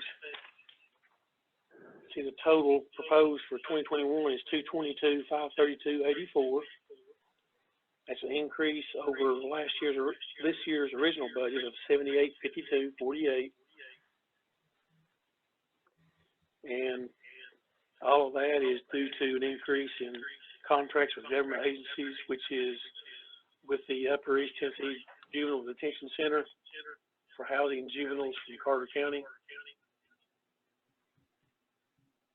Josh? Can Josh hear me? Josh? Pardon? Can you hear me? Wake up in there. He's there. He's muted, but he's there. There, he's unmuted. Can you hear me, Yeah, Josh? Is there an opportunity to look at that detention contract and do a renegotiation on it? Because we have to pay regardless of housing any juveniles there. It's a set fee every day, regardless, and Judge Bowers doesn't house a lot of juveniles. I possibly can. It's been a while since I've looked at that or seen it even, but what I recall is it's, of course, a regional facility, and I think everybody just pays a share regardless of use, and it would have to be negotiated along with everybody else that uses it, but I sure don't mind to. Seems like it's a 4 or 5 year contract, I believe. It seems like it was coming up. Okay. Thank you, Josh. Yep. It comes up.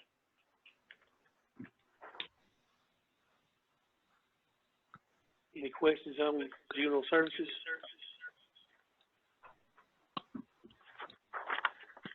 Okay, let's move on to page 29. That is EMA.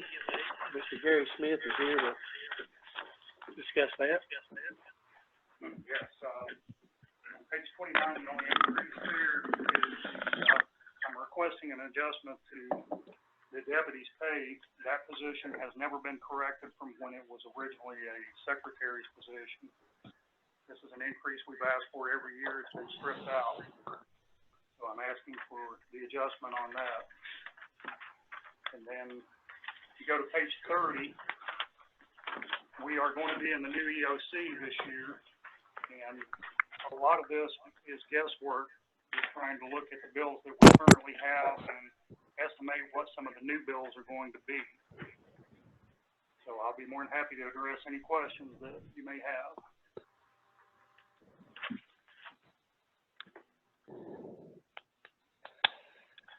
Gary, under communication equipment, what are you looking at on that one? Well, with communications right now, the internet is provided through the county as it is the phone bill. And so we're figuring that we're going to have to pick that up. And, you know, the phone costs have also been going up. That's something that we're working on trying to get down right now.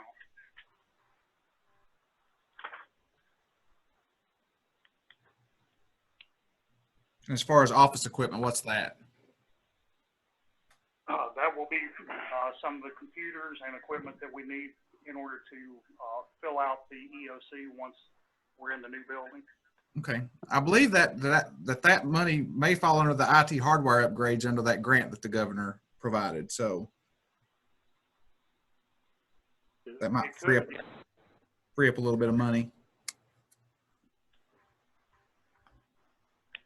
And there was one area, the fuel, the gasoline, item 425. I don't know what happened there. We must have a typo because we don't need a $1,200 increase there. That'll pretty much remain the same.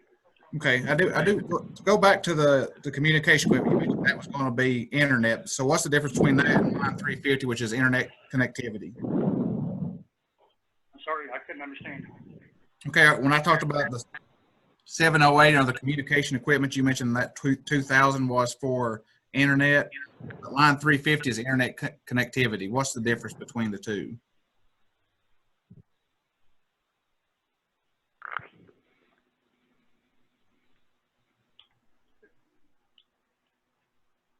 I'm not seeing the other line. 307, 350.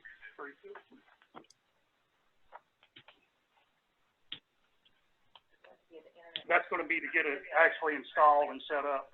Okay. So then we go on down to 708. What's 708 on communication equipment? That's radios and equipment. We're trying to move our repeater to Holston Mountain, and we're gonna need some, coax cable and everything if we're able to make that happen. We're not sure right now that's actually gonna come to fruition. We're having problems with the, surrounding jurisdictions approving the frequencies that we're requesting.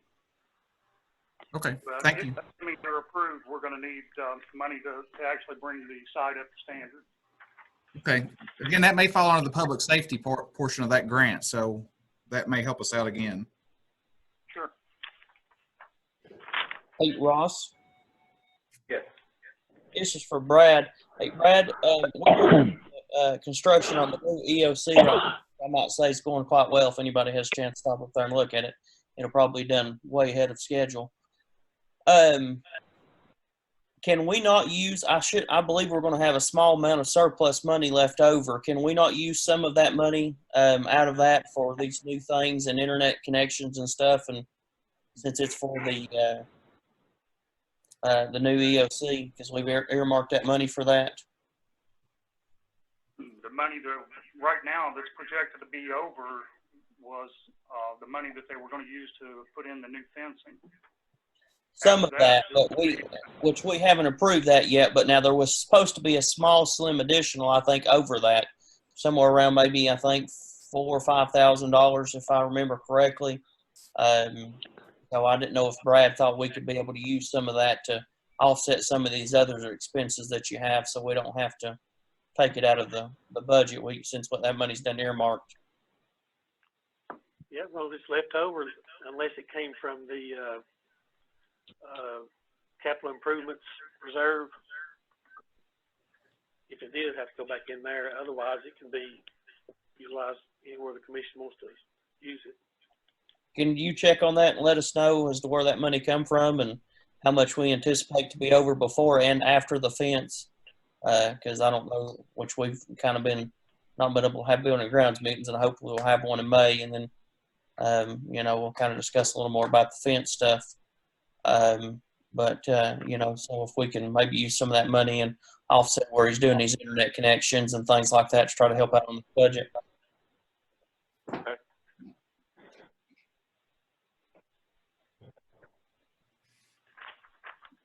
That's all I have. You couldn't stay quiet that long. Good to hear from you. I can't hear you. What did you have to say there? Yeah. I said we knew you couldn't stay quiet that long anyway, so it's Trying to save money and get fussed at, I'm telling you. I know you are, and I appreciate that. I mean, thinking in that way, if there's money available, yes, we certainly need to take advantage of every chance we can, every opportunity. I'm just giving you a hard time. It's okay. And another thing we might be able to do, depending on what Brad thinks we ought to do to it, but as far as this fencing and stuff, that money we've got coming back from that COVID thing is for capital outlays. We may be able to use some of that for the fencing and then use that money to offset some of his expenses here. And then that way we're getting what we need, but using some money that we've already got to set aside so we can help decrease the expenses. And that would be a way to use that government money because we've got to use it for, capital projects or stuff like that. So we'll probably get some more details more specific details as far as what those funds can be used for inside that capital maintenance description. Okay. Question for you, Gary. It's Isaiah. I know that you've got a fairly small budget as it is. Are you expecting to have any monies left over out of your budget at the end of the year? Not based on what I'm seeing right now. We are going to try to, if we do have any money left, we're going to try to get some of the furniture and things that we would need at the new EOC. But right now, I don't anticipate having a large amount left. Good, because that was gonna be my recommendation is whatever might be left, even if it's a minuscule amount, is at the very least, roll that over into next year so that we could, still kind of use it towards your EOC. Sure, I agree. Yeah, and I mean, hopefully there'll be funds, depending on where we go and stuff, with what money we've set aside for doing the EOC. If there's money left over, I mean, purchasing new furniture, new computers, that's all part of the EOC. As long as Brad's fine with it, if we've got any additional, I don't see why we can't use that money instead of trying to take, it's done set aside. So instead of trying to add it on top of our current budget, you know, it's all part of, it's all relevant. It's all the new EOC. So.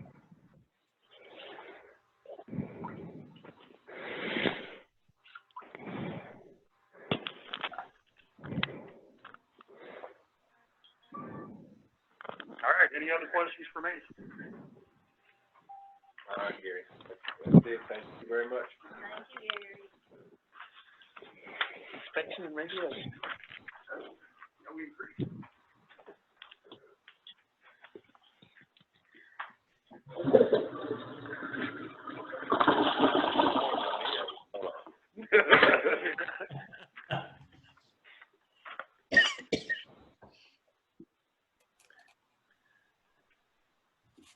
Yeah, you've got 400 on travel.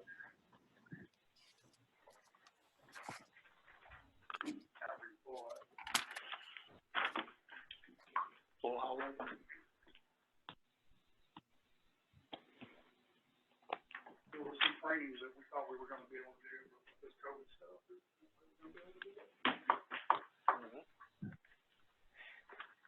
Yeah, you see an increase 225, that'll be a zero. He's taking that travel, that 300 out of there. No, I mentioned this before, but that does need to be anticipated on travel, all offices. I know with the clerk's office, all conferences for this year have been canceled, and they won't resume until next year.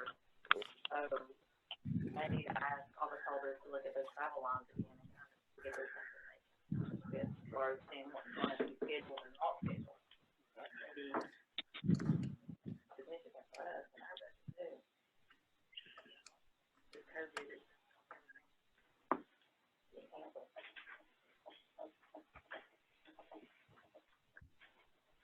All right, we'll move on. 32. Okay, page 32, county coroner. If you go to the bottom there, you'll see a total proposed for 2021 of $19,703, increase of $1,656, and all that increase is non-payroll related. Communications, $800 increase.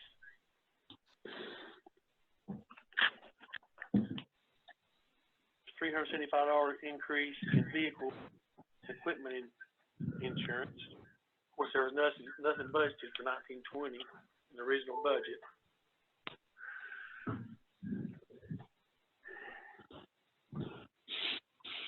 And there's 375 on there twice. Is it a duplication? There's one under maintenance and repair, and then another one under vehicle and equipment insurance? no, those supposed to be there. What's the communication that increases? What's that for? That is a cell phone that he has to use. He has sometimes some size of it. I can't remember the reason why, but he can't go with a monthly plan. Okay. And you're just trying to get that off scale with, I guess, those. Well, what is that? Yeah, what you estimated for, I guess, this year, right? Yeah. Okay. What do they have this And then supplies and materials.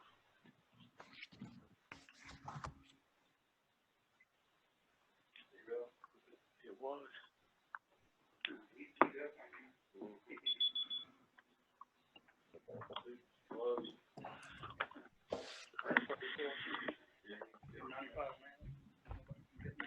Is it moved under drugs and medical supplies? There was nothing budgeted for it in 18-19, then there was a budget for it in 19-20. And then it's $800 more where it was taken from the other medical supplies line, it looks like. I'm thinking that, I think the other supplies and materials are body bags. I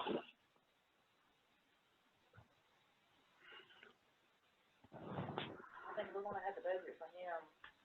Figure out about that. Yeah, especially. Right now with everything. Yeah, man, it's a priority. Quick.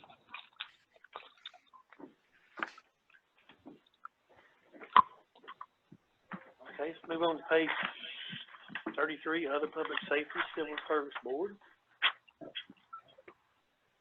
Proposed $4,332.70, same as last year. Any questions on that? Page 34.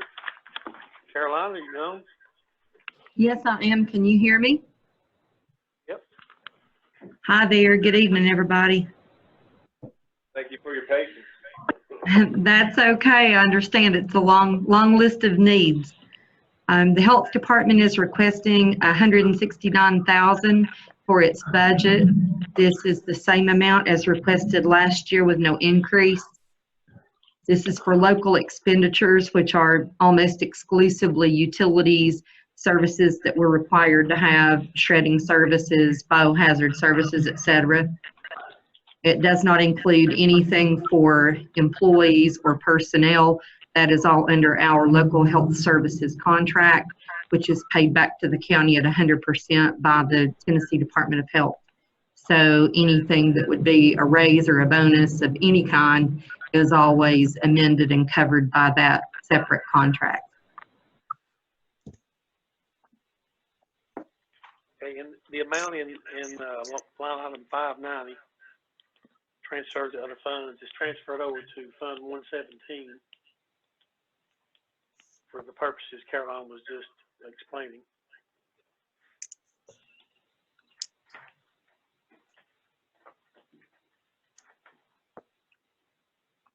Any questions?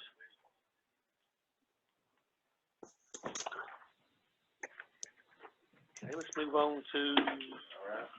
Thank you all.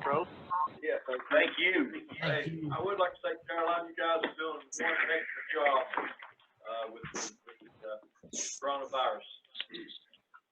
I really appreciate it. We've been tap dancing pretty fast. Our shoes are smoking, but we're hanging in there, and we appreciate you guys just really going out of your way to help try to protect each other. Thank you.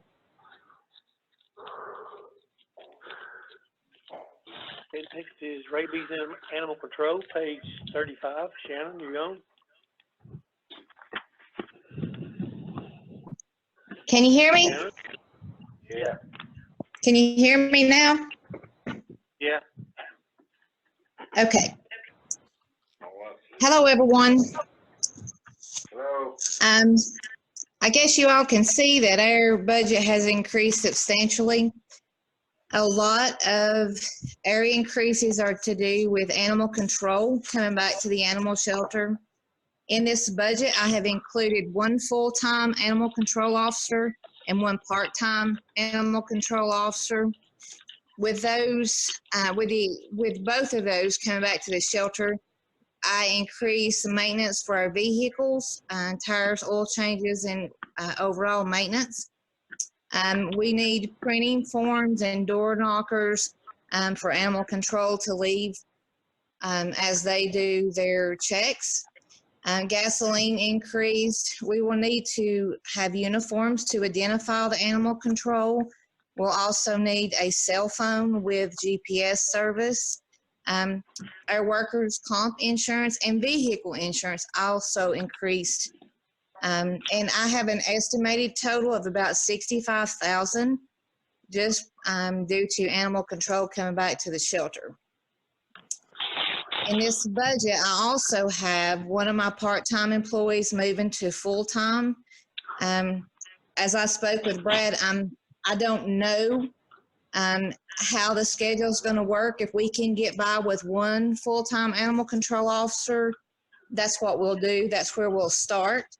I don't know if it's possible. The sheriff and I had talked about maybe taking one of the employees to run maybe the afternoon calls. I'm not really sure on how that's going to work it out. This is all new to us, and we're willing to work any way we can to make it work at the cheapest cost possible.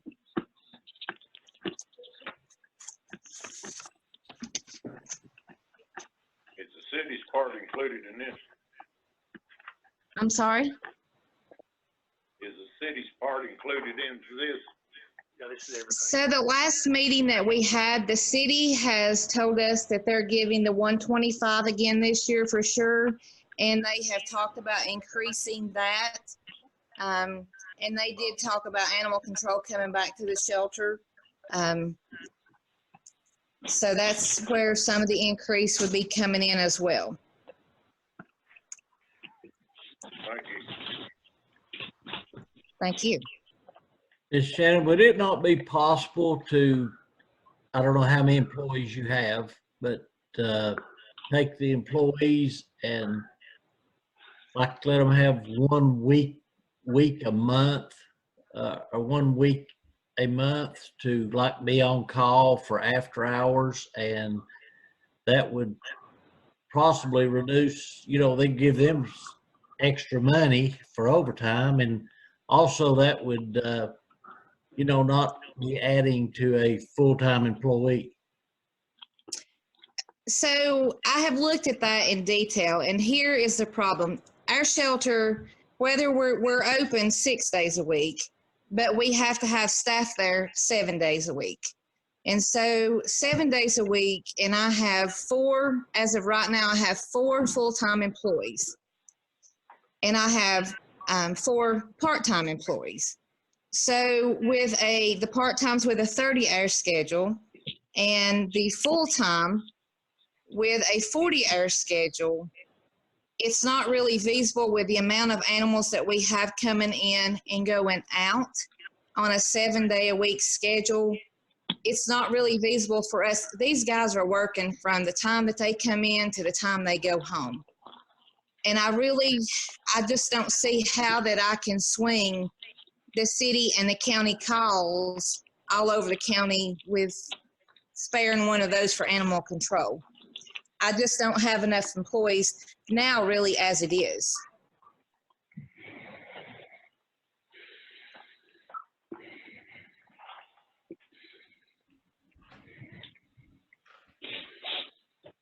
Thank you. You're welcome. Any other questions?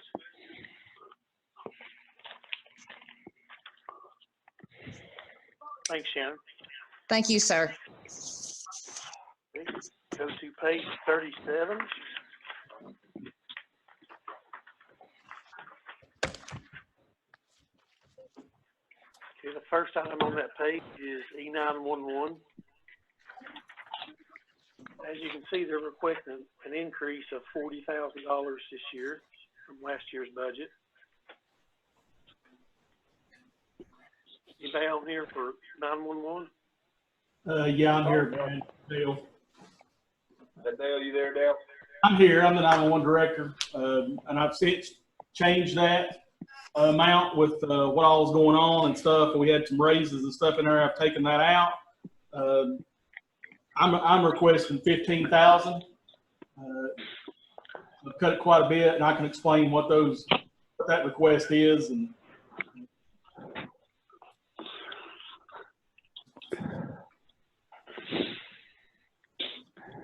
so I'll go ahead and explain what we're asking for. Appreciate you. I know you got some new folks on here.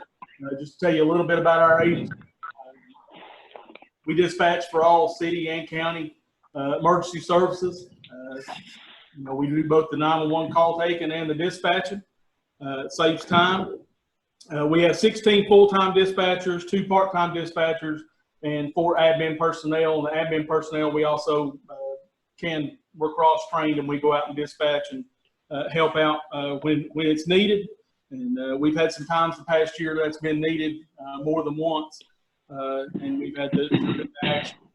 For 2019, phone call wise, we took 110,951 calls, both emergency and non-emergency. 42,000 of those were 911 calls. We had approximately 60,000 calls for service in our computer-aided dispatch system, and we had a response from agencies of 85,349. In November of this year, we went in with the City of Elizabethton Police Department and the Carter County Sheriff's Office, and we're getting a new CAD RMS system. With this CAD system, we're going to be able to do a lot of things we not have been able to do before. Number one, it's going to offer us some redundancy that we do not have right now. You know, with this going on, we've been trying to figure out ways to get a clean room and stuff for our folks. If, you know, we were contaminated, we've done increased cleaning and other things. But with this new CAD system, we're going to be able to pass along a lot of information to officers in the field. Also, it's, as I said, it's got a redundant feature. We can take and use it in the EOC, or we can take it outside the building and use it at a different location. Our cost on that was about $215,000. It'll probably be a little bit more because there's a couple more features I'm going to have to bring before the board to help increase some capability with that system. I know we have one for our GIS part for some call routing and things. It's about $5,000 we'll be doing. But that's been our biggest jump this past year. With that going in place, our depreciation costs will go up about $11,000 starting in November. So that's part of that $15,000 I'm asking for, is to help offset that. Also, we're going to have a new maintenance agreement for our radio system, our current radio system we bought 3 years ago back in 2017. With that radio system, we had a 3-year maintenance agreement, and that is about to come to an end in August. And we'll have to get a new maintenance agreement for that, so that we're up to date with the software and the updates and those things such as that. Also built into this is some hardware purchases. We need to update some laptops and stuff for us to be able to be able to leave this building and go somewhere else if needed. We need that capability, and we need to upgrade some of our hardware for that. So that's what that increase is for. That brings the increase to $228,663 with that $15,000 is to help offset the cost for that new CAD system. As I said, it's got a lot. It'll have us a way of tracking officers. You know, we'll be able to see where officers are at. They will be able to see live our CAD system. So as we're putting in calls and things, they'll be able to see that in the field firsthand. We don't have that capability now. This is a great safety increase for our officers and those in the field. I look for others such as fire and EMS to come on with maybe some field ops at a future point, and us be able to do a whole lot of things, you know, and be kind of one of the leaders in the area. And you know, so I appreciate those two agencies for all of us coming together to make things better for our citizens, get quicker responses, and better safety for those in the field.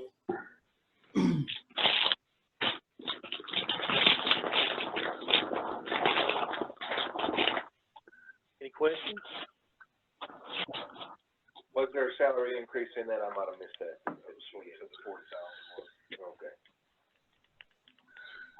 I cut that out, Ross.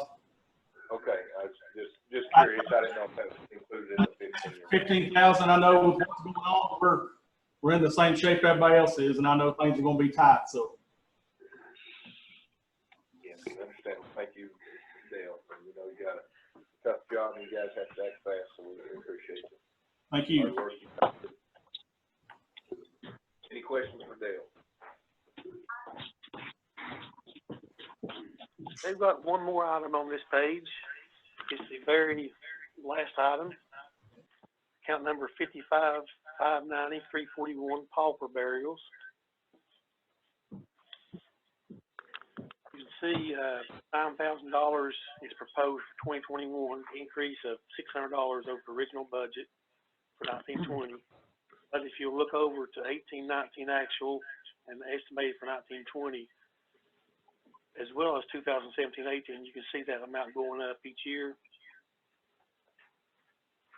9,000 may not be enough, but that's where we can start.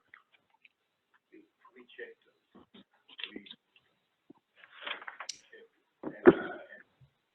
Check it to make sure. Yeah, and it's more and more than just anybody. We really monitor it. Yeah.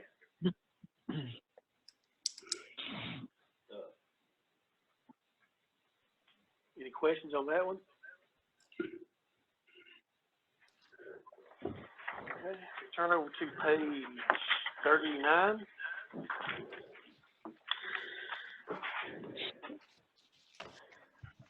Go to the bottom section, the first line item, 55,900, 310,044. This is the contract with ETSU Pathology. They did go up a little bit this year, a couple thousand. Also look down to the second line down from there, you can see a decrease. Just move the contract up to contracted services out of contributions. And this is the actual amount of the contract for next year. Are there any questions?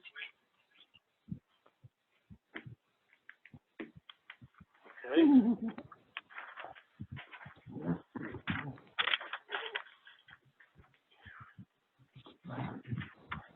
Move on to page 41.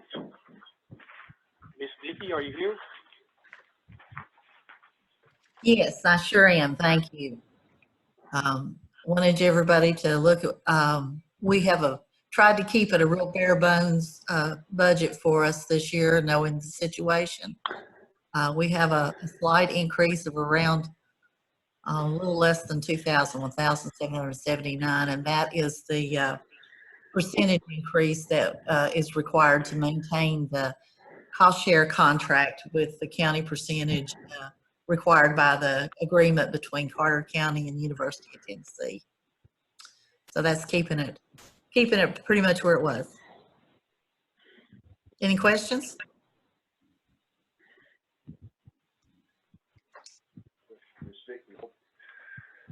And you ladies, I guess, are kind of working from home too and doing your own thing? We're all working from home. We're keeping really busy too, yeah.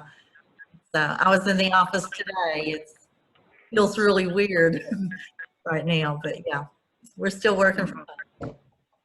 You know, I know you've seen some posts there on Facebook where you've been making some masks and things like that for people in the communities in the county. We've been doing a lot of community networking, and we've been able to get over 350 masks made for the nursing homes. So we're kind of proud of that.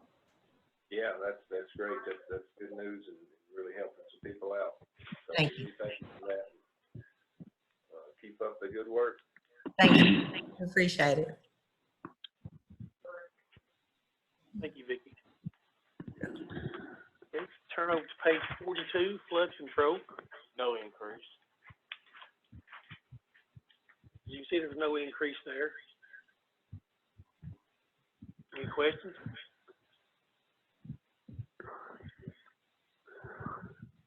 If you drop down to account number 58-110-316-000, contributions, hotel motel tax. That is the hotel motel tax that is collected. That's 98% of the total that is remitted to the Chamber of Commerce for tourism. Any questions? That's going up right there. Yeah. I mean, you think that's wanting to project that high with the wage? That would actually be less than, I mean, it's offset with the revenue. Okay.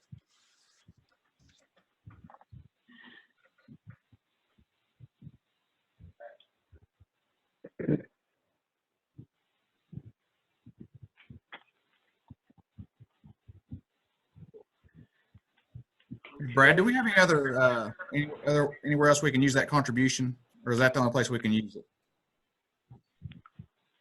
As far as I know, the commission can use it wherever they want to.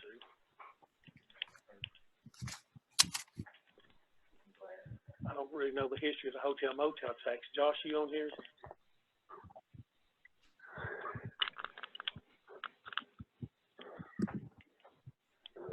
Yeah, you asked me about hotel motel tax. Yeah. Yeah, we're under contract with the Chamber of Commerce right now. We can pick any nonprofit. There's certain entities we can pick from, but we did the contract with the Chamber, and that auto renewed, I think, last year.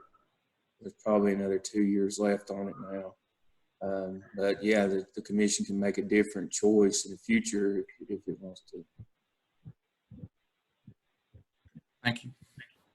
I think that's pretty much how they're funded, specifically the hotel motel tax is. The tourism over there, the director, Luke, and those guys.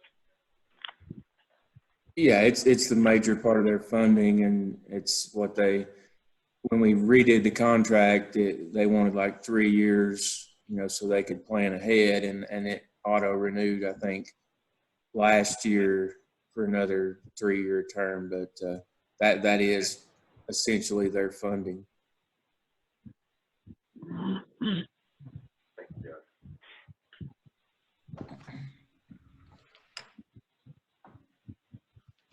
More questions? Mr. Burke, Brad Johnson. Hey, Brad. Down on 316,062, which is the net rep, they're asking for an increase. What is that for? They really didn't specify as far as what the increase is for. I know they asked for 40 last year as well, but the commission just voted to give them 20. Well, the main reasoning behind that was there was no services provided for our county. I mean, there's been nothing done that anybody can testify to. Right. So that's true, and I think we'll have the opportunity to speak with them. They should have a representative that would be available when we do hear from the outside agencies, Brad. So Well, I know that was when they reduced it, the initial reduction. That was the same thing that we had to go through then for a whole year period. No representation to the commission, no increase that can be explained on revenues to come into us. And now here we're over totally from the time that they have been involved with the county, over 300,000, and we cannot show where anything has increased on our revenue side to substantiate their request. And now they can't come before the commission again. you say come before the commission, is that what you're saying, or? Well, before the budget committee or the commission, either one of the two. Well, normally, like, they would show up with the outside agencies. They probably wouldn't be here for this time. So they'll come, hopefully, I forget that date, May 4th or something like that. But that they should hopefully send some representation. Last year, I know Mitch seemed like kind of hung his assistant out to dry there and just sent her on over here. Made it pretty tough on her, so hopefully he'll kind of step up and take that lead. But yeah, we should hear from them. Hopefully, I don't. That's not a guarantee, but this is not their place tonight to be here. So, but we've still got 20,000 sitting in a reserve for that. We can set another 20,000 aside this year. The next one. Yeah. But if they do the increase, where do we show that we are getting any advantage at all, whether they show up or not?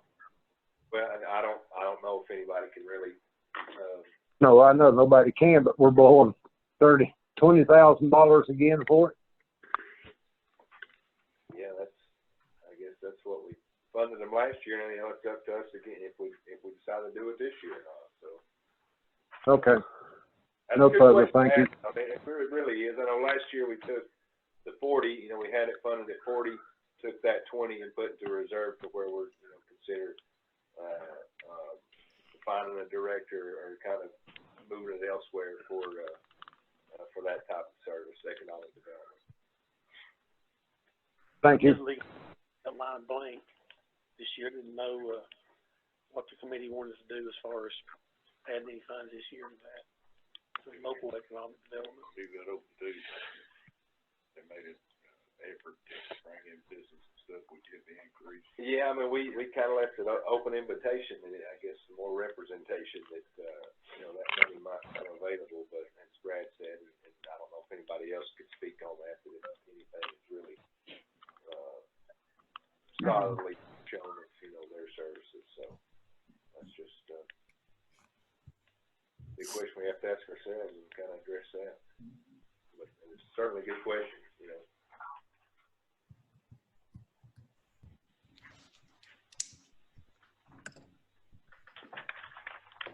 Any other questions? Okay, so flip over to page 43, Veteran Services. David, are you on here? You're way back there. We can hear you pretty good. Sorry, I was a little late. I had a finance meeting with the Boys and Girls Club. No problem. The only change on mine is the salary adjustment that was approved in February. So that's reflected on here. That's the only change.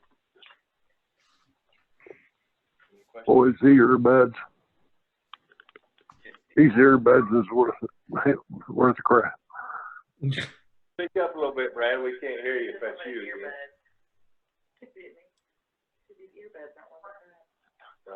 So no questions for Mr. Batchelder.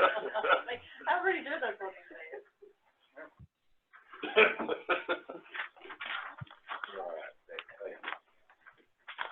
Okay, then flip over to page 44, under miscellaneous.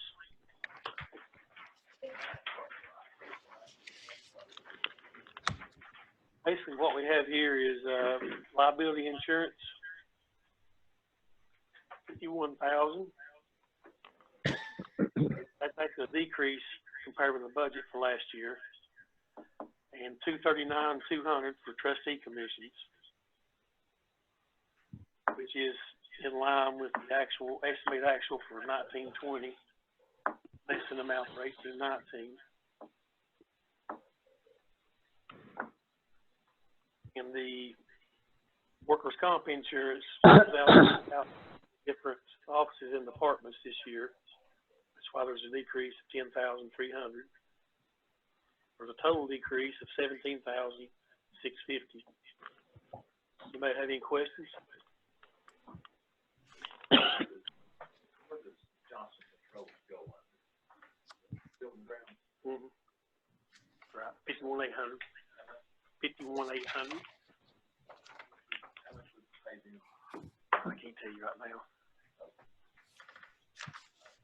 I think we need to put controls in. I know we've got a pretty good seat. Right. That's just.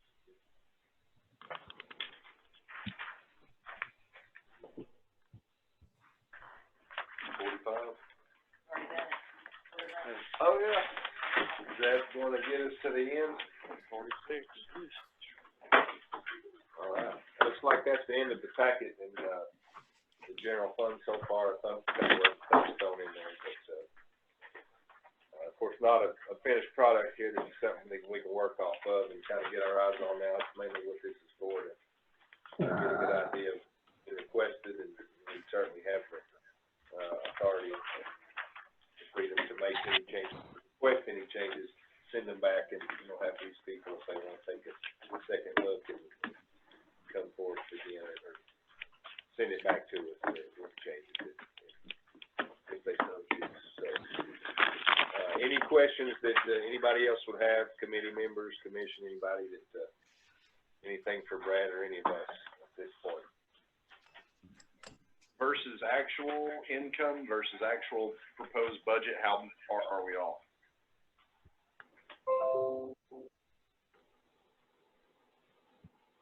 Okay, currently it is $1,557,956. What was that again, Brad? $1,557,956. That's the budget? Mm-hmm. And then what's the actual that we revenue generated? You want to estimate for 1920?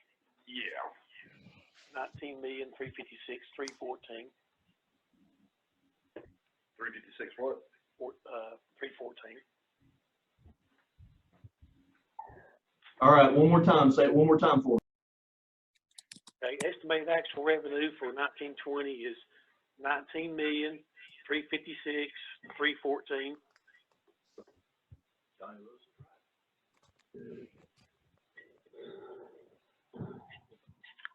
That does include restricted revenue, which will go into the reserve account, not unassigned fund balance. That's deducted out at the bottom.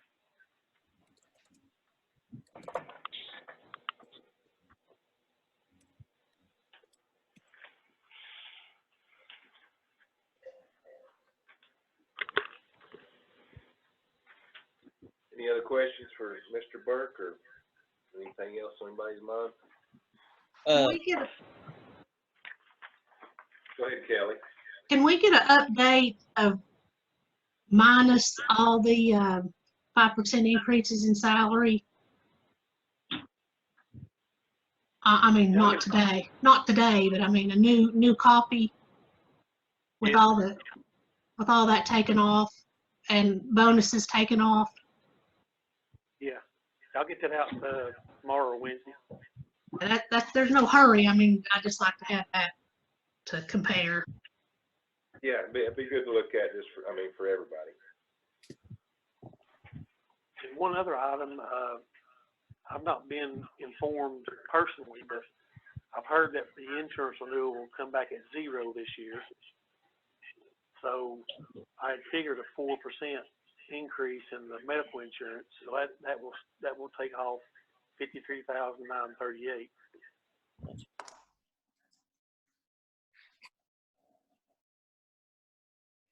3938.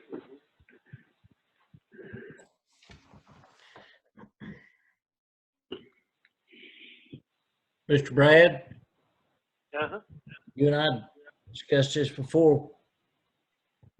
You're figuring basing this off of our revenue on our sales tax and your gas tax from last year. How much reduction did you figure in from what we're going through?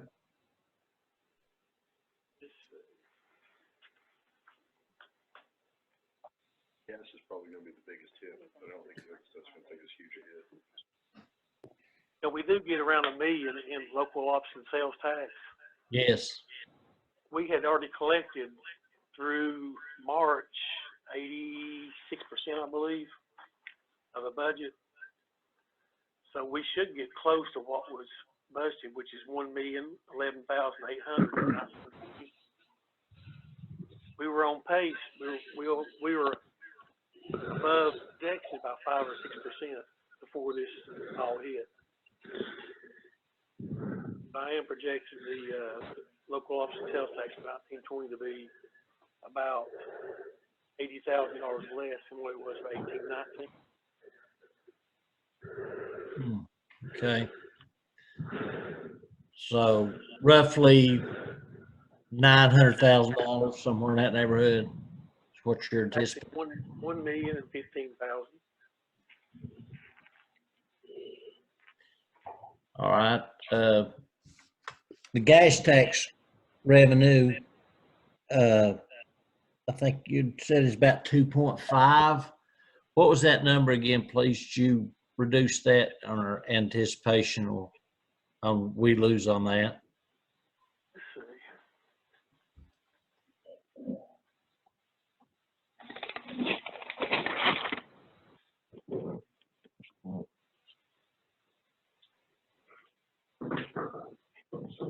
Okay, I'm showing an estimated decrease from last year, which is 18-19 year, of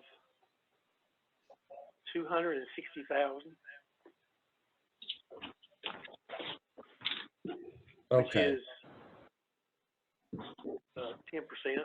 Yeah, a little over 10%. maybe I'm wrong, but I'm kind of concerned that those numbers are not reduced enough because of, and I hope that I am wrong, but, I know it's hard to look, you don't have a crystal ball what it's going to be, but do you feel comfortable setting a budget with those numbers? I do. Okay. That's all I have. And thank you. Thank you. So right now, we've got to find or move around about 1.2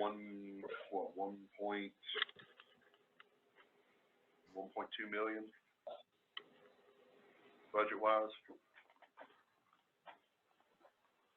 Yeah, the deficit isn't counting the reserves that have been committed to be used, except for that included circuits or the clerk of masters. It also, the deficit difference isn't also taking into account the raises and stuff that people have got added in and stuff like that. Okay.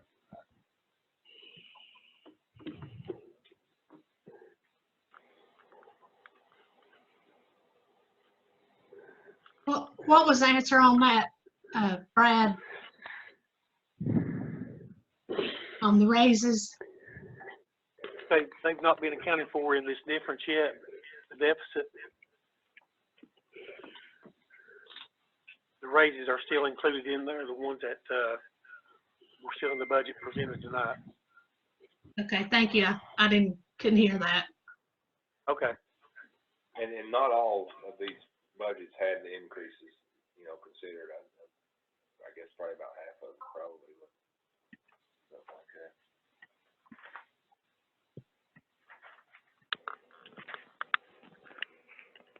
Any other questions? Brad, that 1.55 million deficit right now, is that the total entire county budget? It's just for the general fund. Okay. But when we started counting the pennies for debt service, I know we only have the jail left this year. So instead of putting the excess into debt service fund balance, can we move those pennies out into the general fund? Yeah, there's about 280, 290 excess going in debt service.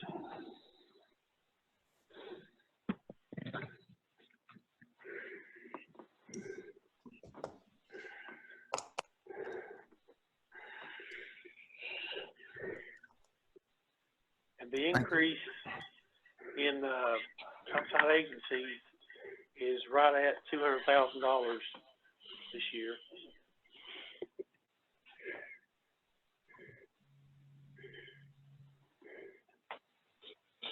And I know we'll cover this in the budget meeting here in a little bit, but have they given us a total back on possibly what we could save on that refinancing that jail debt? That pretty much went belly up when all this COVID-19 started happening. Okay. It's shot for now. Okay.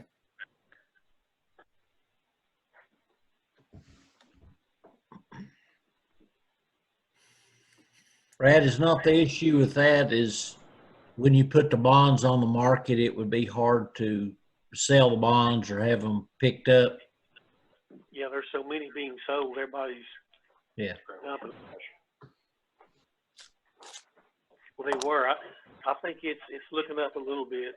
Rick Delaney from Raymond James has been keeping in contact around once a week, giving me an update.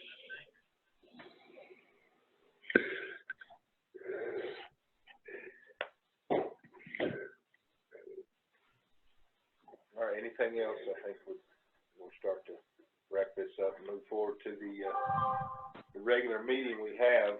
We'll let Brad work some magic here and hopefully get maybe some more actual numbers a little bit closer and take some deductions out of there. But we're going to take a break from this just for a few minutes. And of course, everybody's welcome to stick around and be involved in the regular meeting. But, we appreciate y'all being here, and taking your time out, and certainly, you know, your patience with it, especially as you go towards the bottom. And the work that you have done in presenting these budgets and doing the best you can for us. And knowing that it is a tough time, I think we've all got some more work to do to, you know, work this out, see if we can get a little closer and make it a little easier on us. But in the meantime, everybody, I can just say, stay safe and healthy and do the best you can. We'll be here if you need us. Ross? Welcome to state. So we'll take a few minute break right here, and then we'll be back to start back up with the budget meeting here shortly.